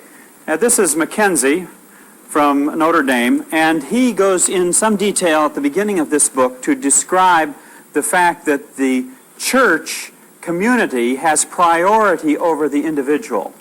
And the church gives the word to the individual. Therefore, you see, if that is the case, then the church is above the word. Yes. The word comes out of the church. Therefore, the church has priority over the word. And if you don't accept the word of the church, then you are divisive. And you're in apostasy. You're in apostasy, and you're a heretic. That's exactly it. It seems like I've heard that someplace before. Yes, and you see, what is the Protestant concept? The Protestant concept is that the word has preeminence. Amen. And the church is to be in submission to the word. Yes. And the message of the word calls the church into being. That's how our movement got started. That's why we are Protestants. That's right. Because we won't accept the interpretation of the church of the word. We are the priesthood of all believers who are able to stand on our own two spiritual feet. That's what Martin Luther said. That's what started this whole thing. John, I want to touch on something here before we move too far. And I have another book here I want you to see. You've got a lot of books, Bob. And, we're just going to keep the tape rolling, brother. You just show us this material that you've got. This is a book by one of the most prominent Jesuits, John Courtney Murray, Society of Jesus. We hold these truths, Catholic Reflections on the American Proposition. Now, what this Jesuit does, and he is very intelligent and very keen. Do you know a Jesuit that is not? I mean, these guys are masters at what they do. What this book is, John, he attacks the foundations of the philosophy upon which our Constitution rests. And he attacks John Locke. Now, John Locke propounded the concept of the law of nature, upon which our concept of inalienable human rights, natural rights, rests. He attacks that, and he says that is selfish. And what we need is Roman Catholic natural law, in which he makes a sharp distinction between the law of nature of John Locke and Roman Catholic natural law. Now, Roman Catholic natural law. That's what Clarence Thomas. Exactly. All through the hearings for Clarence Thomas, that's what I kept hearing over and over and over again, was this natural law. What was he talking about? What's this natural law that Clarence Thomas was talking about? The one who developed it to its apex was Thomas Aquinas, the greatest systematic theologian that the Catholic Church has ever had, and it rests on Plato's Republic. And what it means, basically, John, is that this man is attacking the Protestant foundations. You see, in the Protestant thinking, the priority of conscience in direct submission to the Word and to Jesus Christ assumes precedent.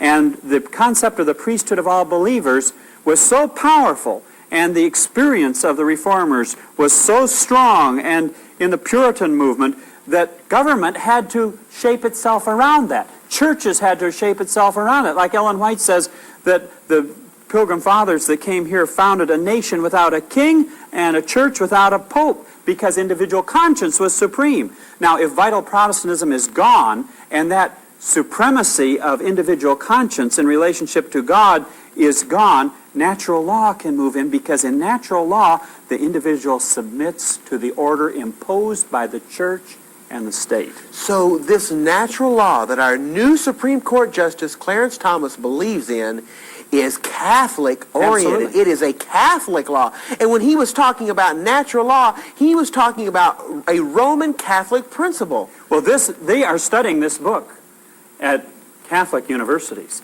This is Catholic thinking. This is the Catholic blueprint for undermining and destroying our Constitution. But why I point this out, John, is because this Jesuit attack upon the primacy of individual conscience is so broad and far-reaching, it's hitting every aspect of our society as well as our church.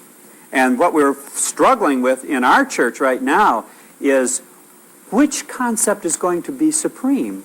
Is the Word going to be supreme and the individual conscience in submission to that Word, which is Protestantism, according to Ellen White's chapter on the protest at Spires? Conscience is above the church? Or will it be a situation where the church dominates the conscience and the conscience has to submit to church structure and government structure? That's the struggle that's going on in the Seventh Adventist Church between the organized conferences and the independent ministries. And the independent ministries are pleading with our people to please read and study on their own. It's the Protestant concept of doing your own reading and researching and standing on your own spiritual feet. And the conference is saying, just trust us, stay with the conference. The church is going through, and the church is the conference. The conference is the church, and just trust us. And if you need to know anything, it'll come out in the Union paper or in the Adventist Review. Just trust. It's this I see now. It is the struggle between Protestantism and Roman Catholicism taking place Yes, right now in our the church. Seventh-day Adventist Church, and that's the Exactly. struggle between the independent ministries and the conference. Exactly. Is the principle of Protestantism versus Catholicism. Exactly. You realize that in as long as we have been in this struggle, that I have never realized that it was Protestantism versus Catholicism. I mean, it may seem elementary and simple to you, but I will have to be totally honest with you that this is the first time that I have really understood this for what it was, that we're dealing with Protestantism and Catholicism. Exactly. Between the independent ministries and the organized conferences. One is people standing on their own two spiritual feet, and the other is trust the church. And it is a fierce battle, believe me. Unbelievable. It is a fierce battle. Unbelievable. And that's why this book, Great Controversy, every lesson in it we have to have mastered. Oh. Every lesson. I tell you, I just feast on that book. If there's one thing that people have learned from my videos, it's my love for the triumph of God's love, the Great Controversy, and I just love that big colporteur edition there with the big print, and I just go through it. When I get to the end, I go through it again. If our people were just reading and studying, they could see this thing for what it is. That's right. It's a struggle between Protestantism and Catholicism. Absolutely. And this struggle over the Baptism, Eucharist, and Ministry document is precisely that. Because let me read to you a little bit out of the Waldensian response. You know the old Waldenses? Oh, yes. They responded to this. Now, I don't believe they should be in this process any more than we should.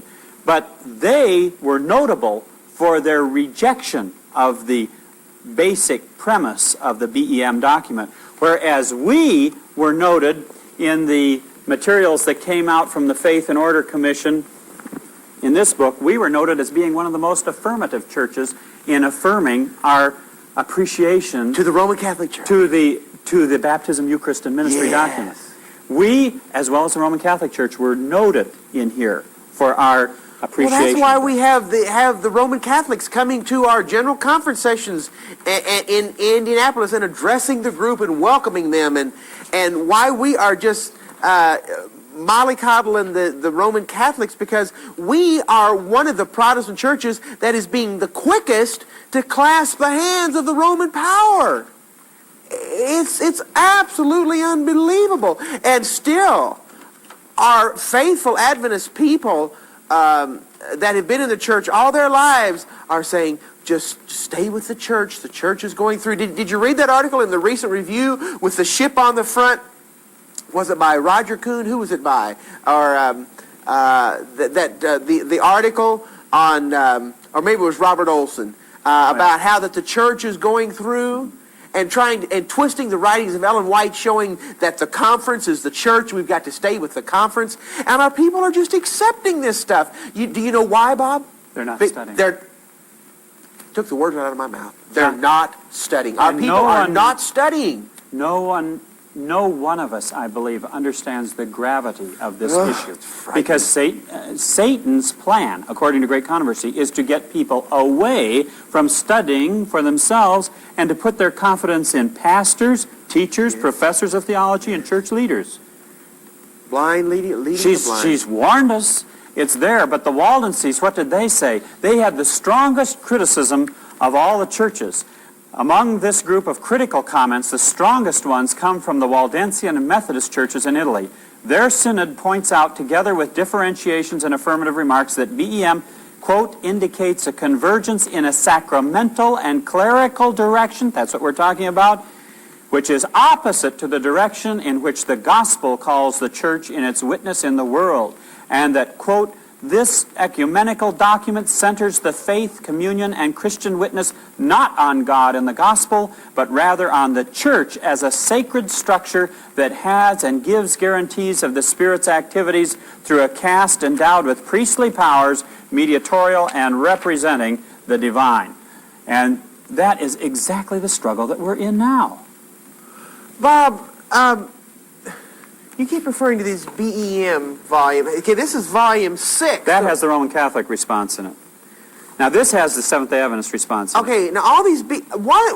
I just realized they all have these 3 wavy lines all the way. What are these Do you think there's any significance to these three wavy lines on all these? Now, these are the responses. The responses of the churches to the document. Of the churches to Vatican II?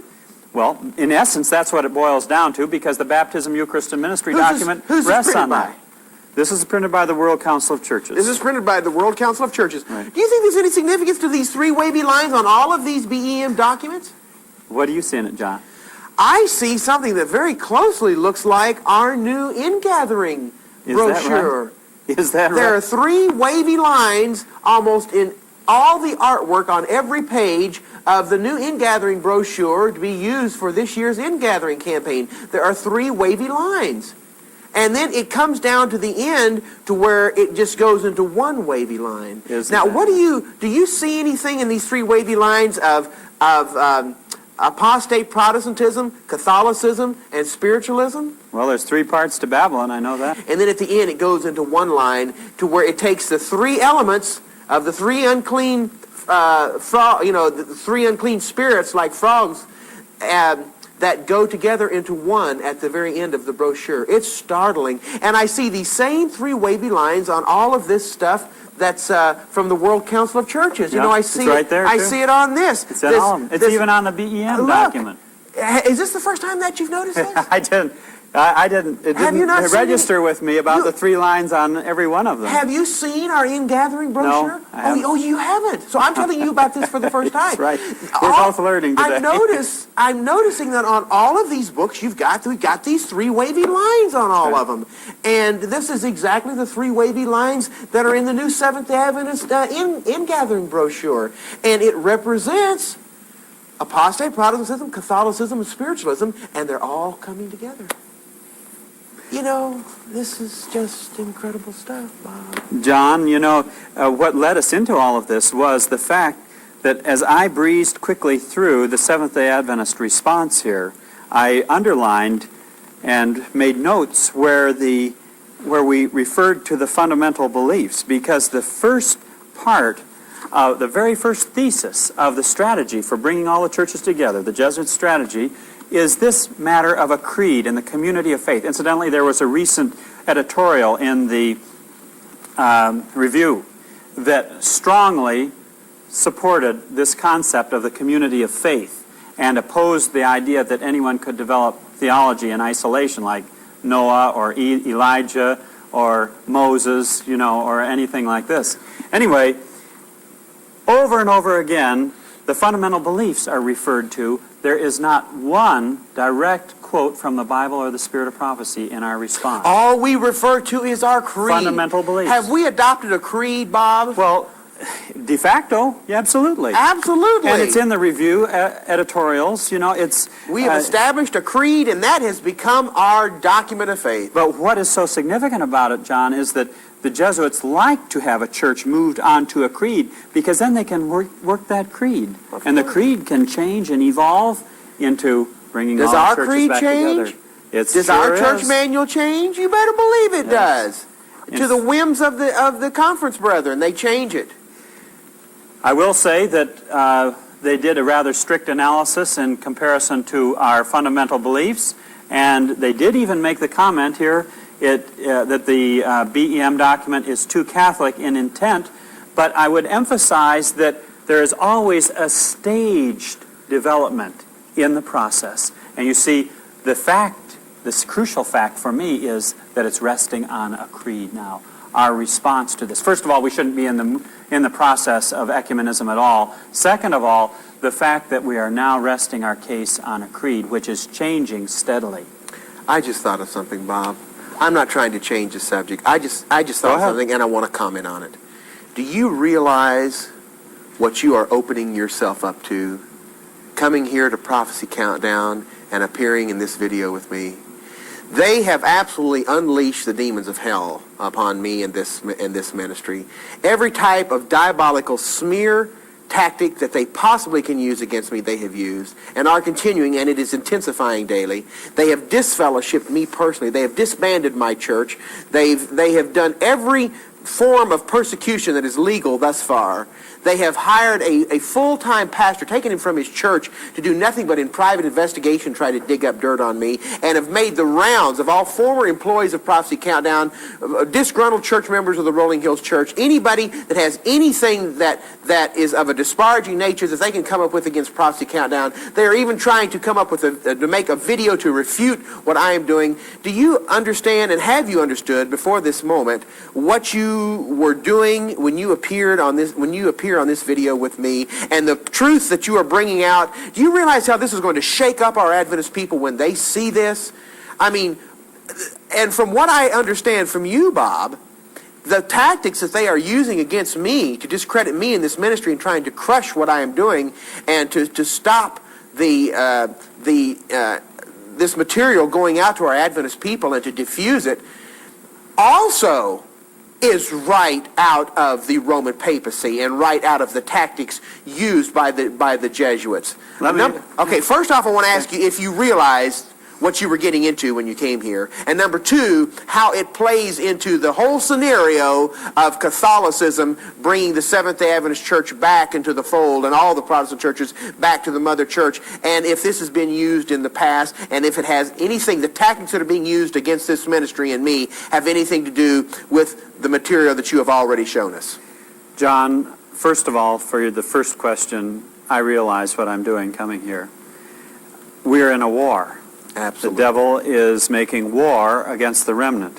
And I would like to get another book here. Bob, go ahead and bring as many books as you need over. If we need to move some of these off, we will. Well, first of all, John, the subject of rumor is an interesting one.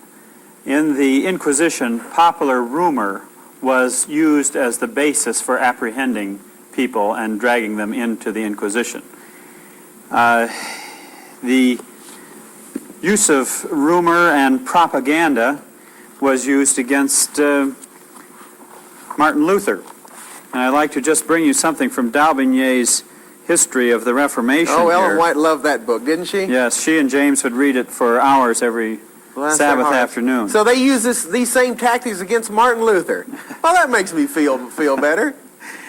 Well, here's the situation. You know, Staupitz introduced Luther to Christ. Yes, right. He's the one that brought him into... But now, as the heat came upon Martin Luther, something happened to Staupitz. Some of his friends seem inclined to retrace their steps. Staupitz, whom he designated his father, appeared shaken. The Pope had accused him, and Staupitz had declared his willingness to submit to the decision of His Holiness. "I fear," wrote Luther to him, "that by accepting the Pope for judge, you seem to reject me and the doctrines I have maintained. If Christ loves you, He will constrain you to recall your letter. Christ is condemned, stripped, and blasphemed. This is a time not to fear, but to raise the voice. For this reason, while you exhort me to be humble, I exhort you to be proud. For you have too much humility, as I have too much pride. The world may call me proud, covetous, an adulterer, a murderer, anti-pope, one who is guilty of every crime." So it all came in on him. They accused him of all those things. "What matters it, provided I am not reproached with having wickedly kept silence at the moment our Lord said with sorrow, I looked on my right hand and beheld, but there was no man that would know me. The word of Jesus Christ is a word not of peace, but of the sword. If you will not follow Jesus Christ, I will walk alone, will advance alone, and alone I will carry the fortress." And so Luther recognized that he was in a battle. They used propaganda warfare of rumor against him to try to destroy him. In fact, a lot of D'Aubigné is occupied with that. It's an old tactic. Go ahead, John. Well, that is incredible that this man that was responsible for bending Martin Luther's early relationship with the Lord and establishing Martin Luther in the faith eventually turned against him, said he had gone too far, accused him of all these treacherous deeds, and went heading back towards Rome. Can I identify with that? Wow! I mean, that has happened to me. I mean, men who I fellowshipped with at one time and were very close to have now turned against me and accused me of the very things that they accused Martin Luther of, and have headed back towards Rome and say that I have gone too far. I have to be honest with you, I can really identify with that. Well, John, another thing, Martin Luther was accused of dividing the church at the very time when it needed to be unified. The Turks were banging at the gates of Vienna. They had swept across North Africa and up into Spain. They were threatening the very existence of Christendom. And people came to Luther and they said, "What are you doing splitting the church with your doctrine at this very critical hour when we need church unity above all else?" Boy. And Martin Luther said, "Our safety lies in obedience to the Word." Amen. And you know, it was the same with the Waldenses. I have a tract at home in which the Roman Catholic Church accused the Waldenses of being opposed to church unity. And this is something very common. And here is an argument also which is used. Here was Miltitz who was trying to win Martin Luther over with a very kindly approach, with a very thoughtful and accommodating reproach to try to squelch the Reformation through kindness at the very beginning. "My dear Martin," said the Pope's Chamberlain in a fawning tone, "I thought you were an old theologian who, seated quietly at his fireside, was laboring under some theological crotchet. But I see you are still a young man and in the prime of life. Do you know," continued he, assuming a graver tone, "that you have drawn away everybody from the Pope and attached them to yourself?" That's Have you ever exactly heard what that they accuse argument? me of. Exactly. You know, that I am some self-proclaimed Right. Messiah that is supposed to... Well, how ridiculous. Number one, I'm not self-proclaimed, and number two, I'm not setting myself up as an example. All I'm saying is get back to the Word. Get back to thus saith the Lord. Read and study for yourself. And using these tactics of slander. You were telling me earlier, Bob, that this is not only the tactics of modern warfare, and that we can go back for some time and explore that, but it's also incorporated by the Pentagon, by the CIA. How does all of this tie in? I would like to know. I want to look at that in just a second. Okay. Here is, the nuncio went on saying that he had, believing that he had prepared Luther's mind, he continued in these terms, "Bind up the wound that you yourself have inflicted on the church, and that you alone can heal. Beware," said he, dropping a few tears, "beware of raising a tempest that would cause the destruction of Christendom." Oh, the destruction of the church. We've got to do something. The Perth Declaration. And now that I've read about how that the conference presidents and union presidents are not happy with the Perth Declaration, and they even want them to put more bite and teeth into it, and call us by name and say what we are doing, and just really getting vehement against the independent ministries that are daring to reveal to our historic Adventist people what is really going on in the church. John, it's interesting that Hitler understood the use of propaganda very powerfully. In fact, from the time of Marx and Engels on, in modern strategy, in the study of modern strategy, warfare is conceived of, first of all, as being diplomatic. That's like what the nuncio was doing with Luther. Diplomatic, ideological warfare, propaganda warfare, economic warfare, and military is only at the last resort. You can even look at the Kuwait War for that. Sure. But here's what Hitler said. He said, "The place of artillery preparation for frontal attack will in the future be taken by revolutionary propaganda," he explained. In this way, he would conquer the enemy's sight before his armies needed to fire their guns. How to achieve the moral breakdown of the enemy before the war has started, that is the problem that interests me. And so Hitler was interested in how to break down the moral defenses of the enemy by using propaganda, to wipe them out psychologically, to wipe them out morally. And here we have, published in Freedom's Ring in our last issue, or our November-December issue, a course outline from the Pentagon that was used in training Latin American military officers on the utilization and containment of rumors. How to use rumor to destroy the enemy. And copies of this and other courses taught at the School of the Americas in the Panama Canal Zone have also appeared in the Jesuit magazine, Diálogo Social, published in Panama City. And so this is a course, and we have the outline here, in how to utilize rumor to destroy the enemy. One interesting formula in it is PR equals I times A. The power of the rumor, PR, equals I, the importance of the theme it refers to, times A, the ambiguity present.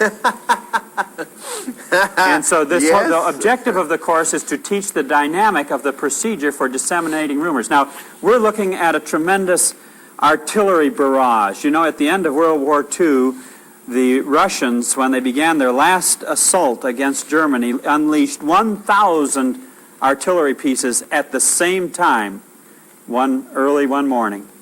And we're now in a tremendous artillery barrage of propaganda. It's not stopping now. It's going to continue. It's going to increase until God's people are made the objects of universal execration. That's right. We have to count the cost, like Jesus said.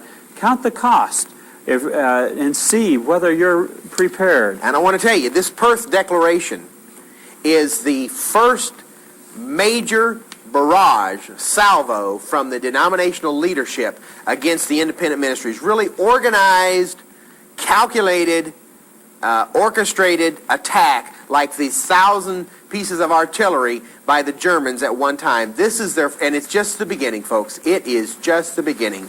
They are starting the intense persecution on the independent ministries because we have dared to wake up the sleeping saints in God's church and show them the stuff that's been going on for years right under our nose, and nobody knew it. And praise God that He has raised up men like you to do the research to reveal to God's people what is going on. And I want to tell you, when our people see this research that you have done, Brother Bob, they've got to make either two choices, either for Protestantism or for Catholicism. Exactly. That's what it's all coming down to. You either accept Protestantism or you accept Catholicism.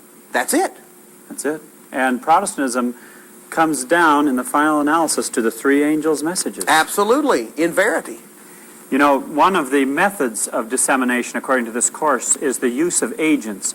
And it says, friends in the affected region originate the rumor within the group, and they will create it by means of questions that insinuate their responses.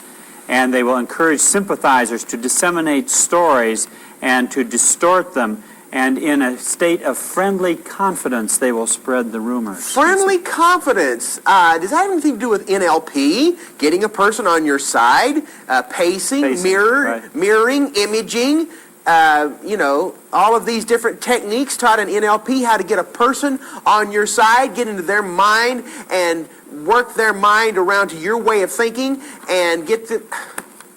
It all fits together, John. All fits together. And what the devil is wanting to accomplish is to completely, with a knockout blow, nip in the bud the attempt at a revival of primitive godliness. Exactly what Satan is trying to do. That's what Satan is trying to do. That's the purpose of the celebration movement, the purpose of the charismatic movement, the false revival, the Catholic charismatic movement.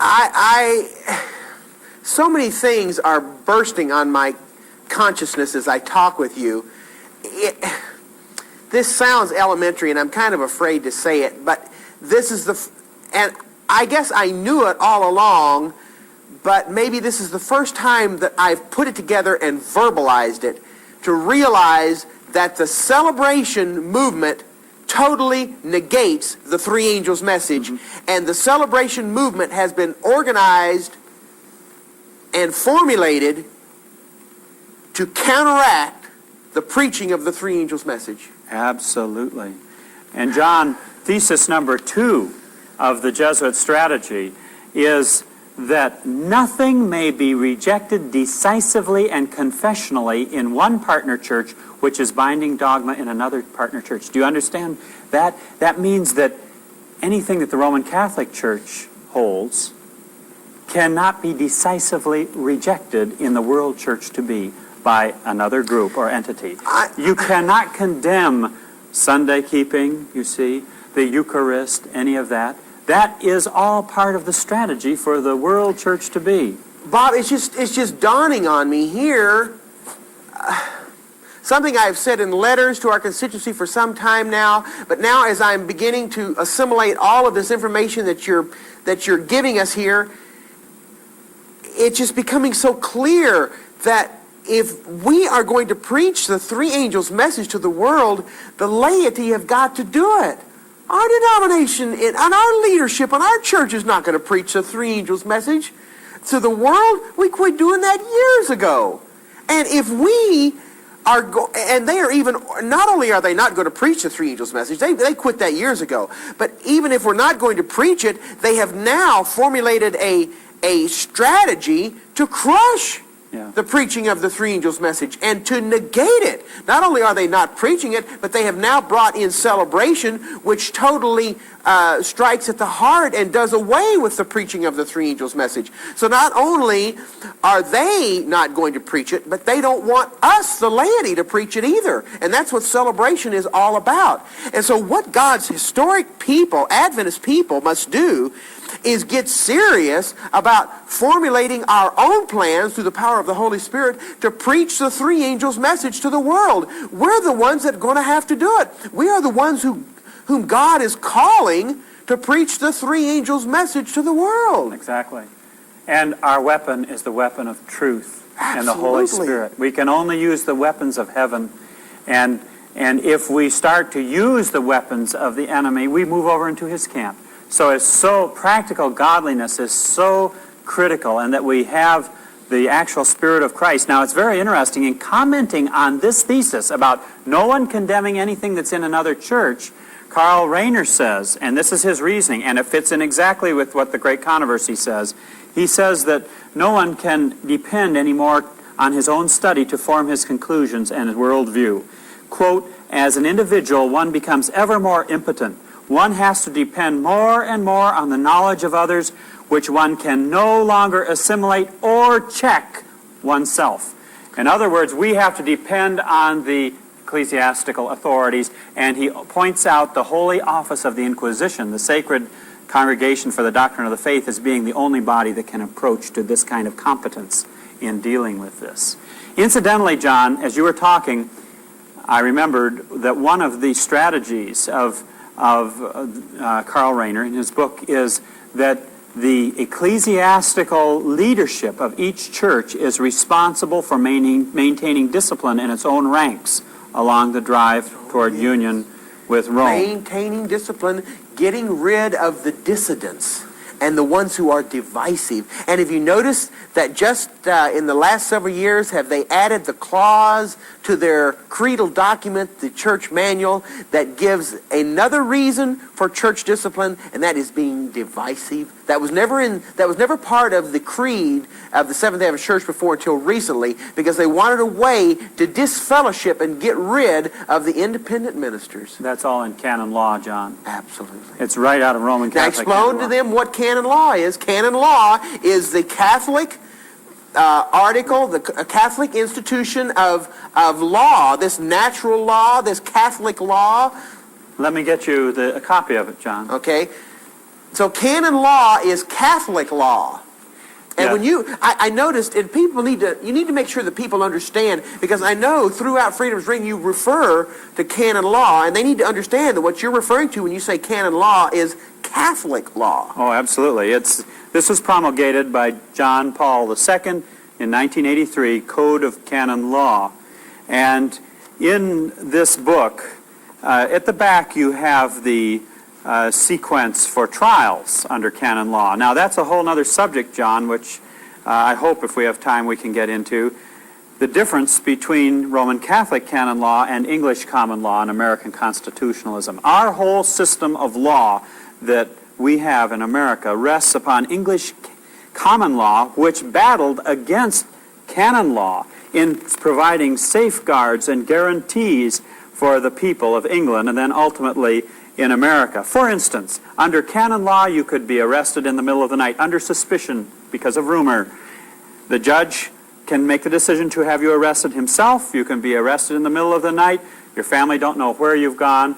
You're in prison. You can be judged by the judge in secret and put to death in secret. No one ever knows what happened to you. That's what happened during the Dark Ages. During the Dark Roman Ages, papacy was in yes. control. Now, under English common law, first of all, if someone comes and takes you away in the middle of the night, your wife can get a writ of habeas corpus to demand the jailer to show cause why you are in prison.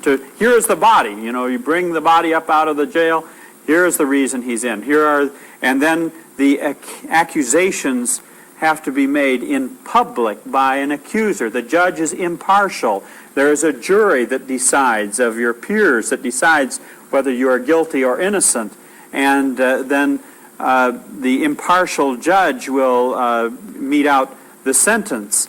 And in our whole Bill of Rights, there is the defense against Roman Catholic canon law. Now, that's why, with the new Supreme Court, which has been brought into position through the use of the abortion issue, and that's a whole other subject, John, we'll be here for days, the new judiciary and the new executive and legislative aspects of our government are all slanted now in a direction in which we are rolling back the clock and we are moving back to canon law. Even in decisions like Arizona versus Fulminati, the dissenting justices said, we have now, in this case, turned away from our accusatorial legal system and accepted the inquisitorial system, because now forced confessions can be accepted in court. Okay, speaking of common law and canon law, which law was it that was followed when the Florida Conference disfellowshipped me? And they told me that my invitation to appear before them was rescinded and that I was taken off of the agenda, and behind closed doors, behind my back, in secret, they disfellowshipped me from the Florida Conference of Seventh-day Adventists. Was that common law or canon law? Well, it certainly wasn't common law. Basically, they followed step by step the canon law procedure for the removal of a pastor. Now, what is that? In your disfellowship. The Catholic procedure for removing a pastor? Right. What is that? What is the agenda for that? Well, we go through it here in the last issue of Freedom's Ring. Does that have anything to do with the way that the Seventh Adventist Church leadership is now removing historic Adventist pastors from their leadership positions? Not only that, removing people from their church offices? Exactly. Yes, in fact, in your case, it got to the point there at the end where they swept aside. And what I'm saying is they're paralleling it. Whether it's a conscious or unconscious thing, God only knows. They followed parallel the process, according to canon law, for the removal of a pastor in your disfellowshipping process. But at the end, as things intensified, they swept away even canon law and used what they had in the Inquisition, where there were no laws, and everything had to be swept away in the attempt to deal with the offender, and so he wouldn't get out of their grasp. Does the situation now transpiring in Troy, Montana, have anything to do with canon law, to where they are now, the Montana Conference has informed the Troy Church that unless they disfellowship me, that they will disband their church? Well, John, backing up a little bit to some of the earlier questions, canon law declares in Canon 1311, the church has an innate and proper right to coerce or force offending members of the Christian faithful by means of penal sanctions. And Canon 1312, number 2, says the law can establish other expiatory penalties which deprive a believer of some spiritual or temporal good and are consistent with the supernatural end of the church. Then Canon 1331, number 1, says an excommunicated person is forbidden, 1, to have any ministerial participation in celebrating the Eucharistic sacrifice or in any other ceremonies whatsoever of public worship. Number 3, to discharge any ecclesiastical offices, ministries, or functions whatsoever, or to place acts of governance. And then number 4, he cannot validly acquire a dignity, office, or other function in the church.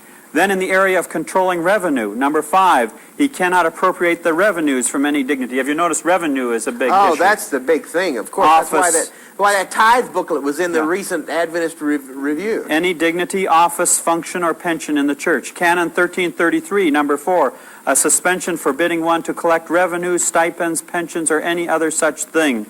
And then there are punishments for violating unity, you see. Offenses against religion and the unity of the church. Canon 1364, number 1, with due regard for Canon 194, number 1, number 2, an apostate from the faith, a heretic, or a schismatic incurs automatic excommunication. So you see, if you are a heretic or a schismatic, you incur automatic excommunication. Number 2, if long-lasting contumacy, in other words, lack of submission, or the seriousness of scandal warrants it, other penalties can be added, including dismissal from the clerical state. Canon 1369, a person who uses a public show or speech, published writings, or other media of social communication to blaspheme, seriously damage good morals, express wrongs against religion or against the church, or stir up hatred or contempt against religion or the church, is to be punished with a just penalty. Now, it's interesting that the early Christians were called haters of the human race. Yes. Tacitus records that for us in his Annals. How the reason the people were burned for in the time of Nero was because the population regarded them as being haters of the human race. So what we're moving into at the end of time is a situation where the unregenerate mind is going to look upon the faithful as being haters and not going along with love and unity. Then there's a section on punishment for offenses against leadership. Title 2, offenses against ecclesiastical authorities and the freedom of the church. Canon 1371, the following are to be punished with a just penalty. Canon 1373, one who publicly either stirs up hostilities or hatred among subjects against the apostolic see or against an ordinary. An ordinary is a person who has been given direct office, such as a pastor or whatever, on account of some act of ecclesiastical power or ministry, or incites subjects to disobey them, is to be punished by an interdict or by other just penalties. Canon 1374, one who joins an association which plots against the church is to be punished with a just penalty. One who promotes or moderates such an association, however, is to be punished with an interdict. And this is all canon law. Yes. Roman Catholic law. And then, listen to Canon 1404. Being followed by the Seventh Adventist Church in 1991. Well, to the letter. The question you have to ask is, where does it say all these things in Scripture? It doesn't, or in the spirit of prophecy. If the Scripture is our norm for activity, where are all of these other things coming from? Right out of Roman Catholic canon law. Listen to this one, Canon 1404. The first see is judged by no one. That's like the Pope is Robert judged by no one. The Adventist Pope is judged by no one.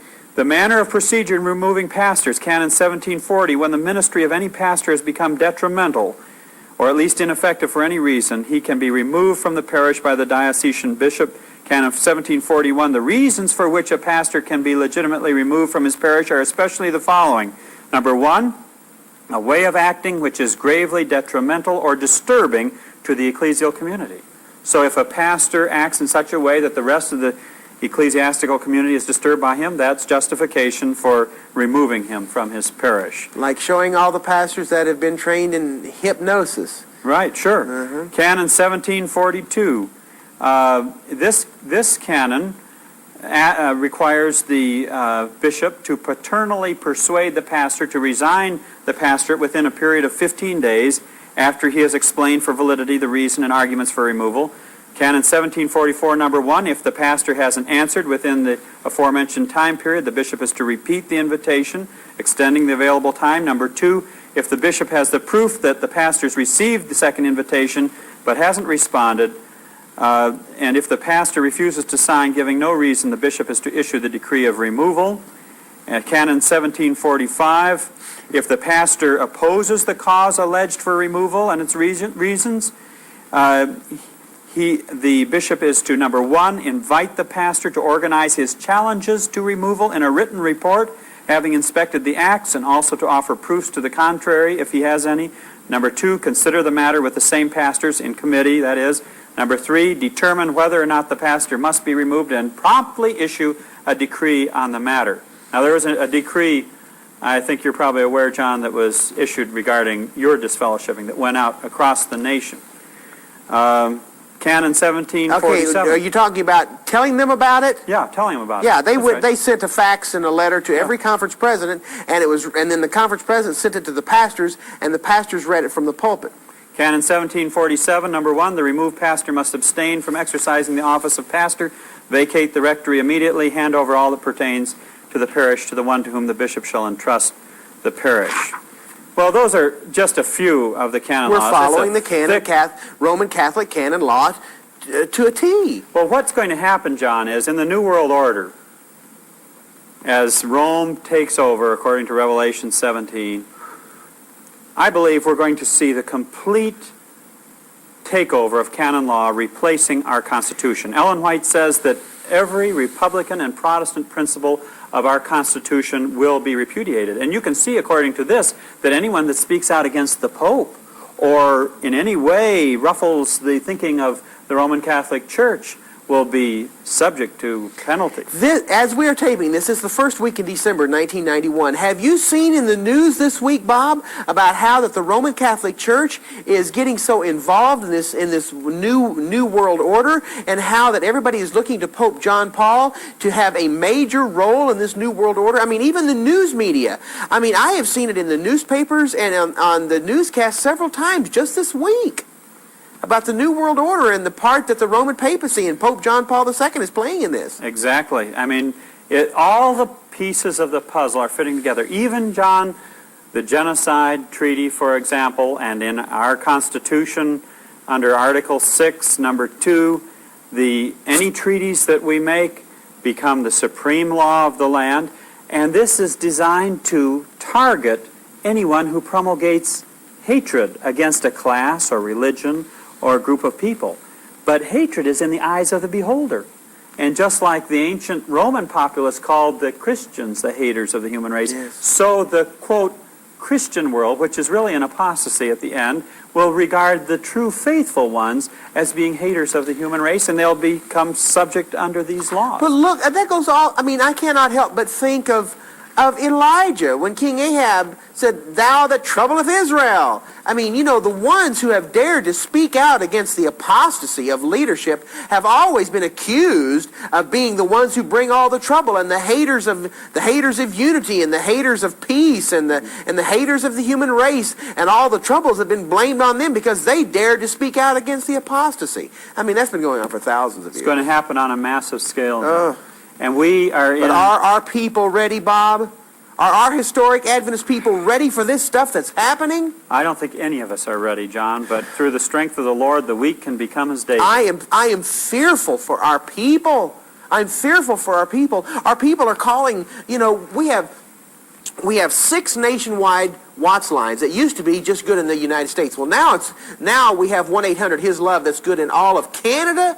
You know, almost all of North America now, 1-800-HIS-LOVE. And our Adventist people are calling from all over North America, Alaska, Hawaii, Canada, all the provinces, and even Puerto Rico and the Virgin Islands, and calling us, and our staff are just on the phone. I mean, you know, just yesterday, our switchboard operator was just absolutely exhausted by the time 5 o'clock. She was just absolutely exhausted. Bless her heart. Linda just said, "Pastor John," she says, "almost all 6 lines have been lit up all day." Mm-hmm. You know, it just seems that is almost all we do. Mm-hmm. And our Adventist people are just calling and just pleading for help and telling the things that their pastor has said, stuff their pastor's putting up on the bulletin board about us, the tremendous slander and rumor that is being promulgated from the conference to the pastors and the pastors to the church members about us.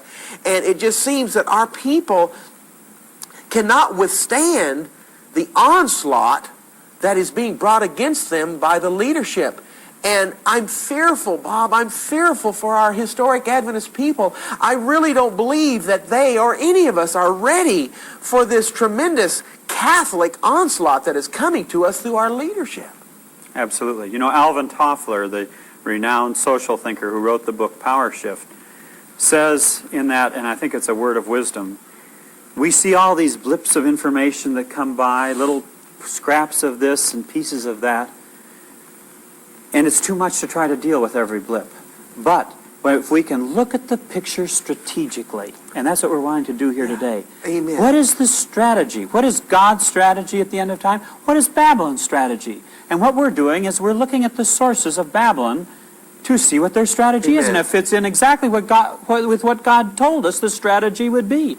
And when we can deal with it, and we can cope with it much better when we see the whole picture, the strategy, and how all these pieces all fit together, and what we're dealing with. We are in the last days, John. Amen. We are in Revelation 12:17 Amen. right now.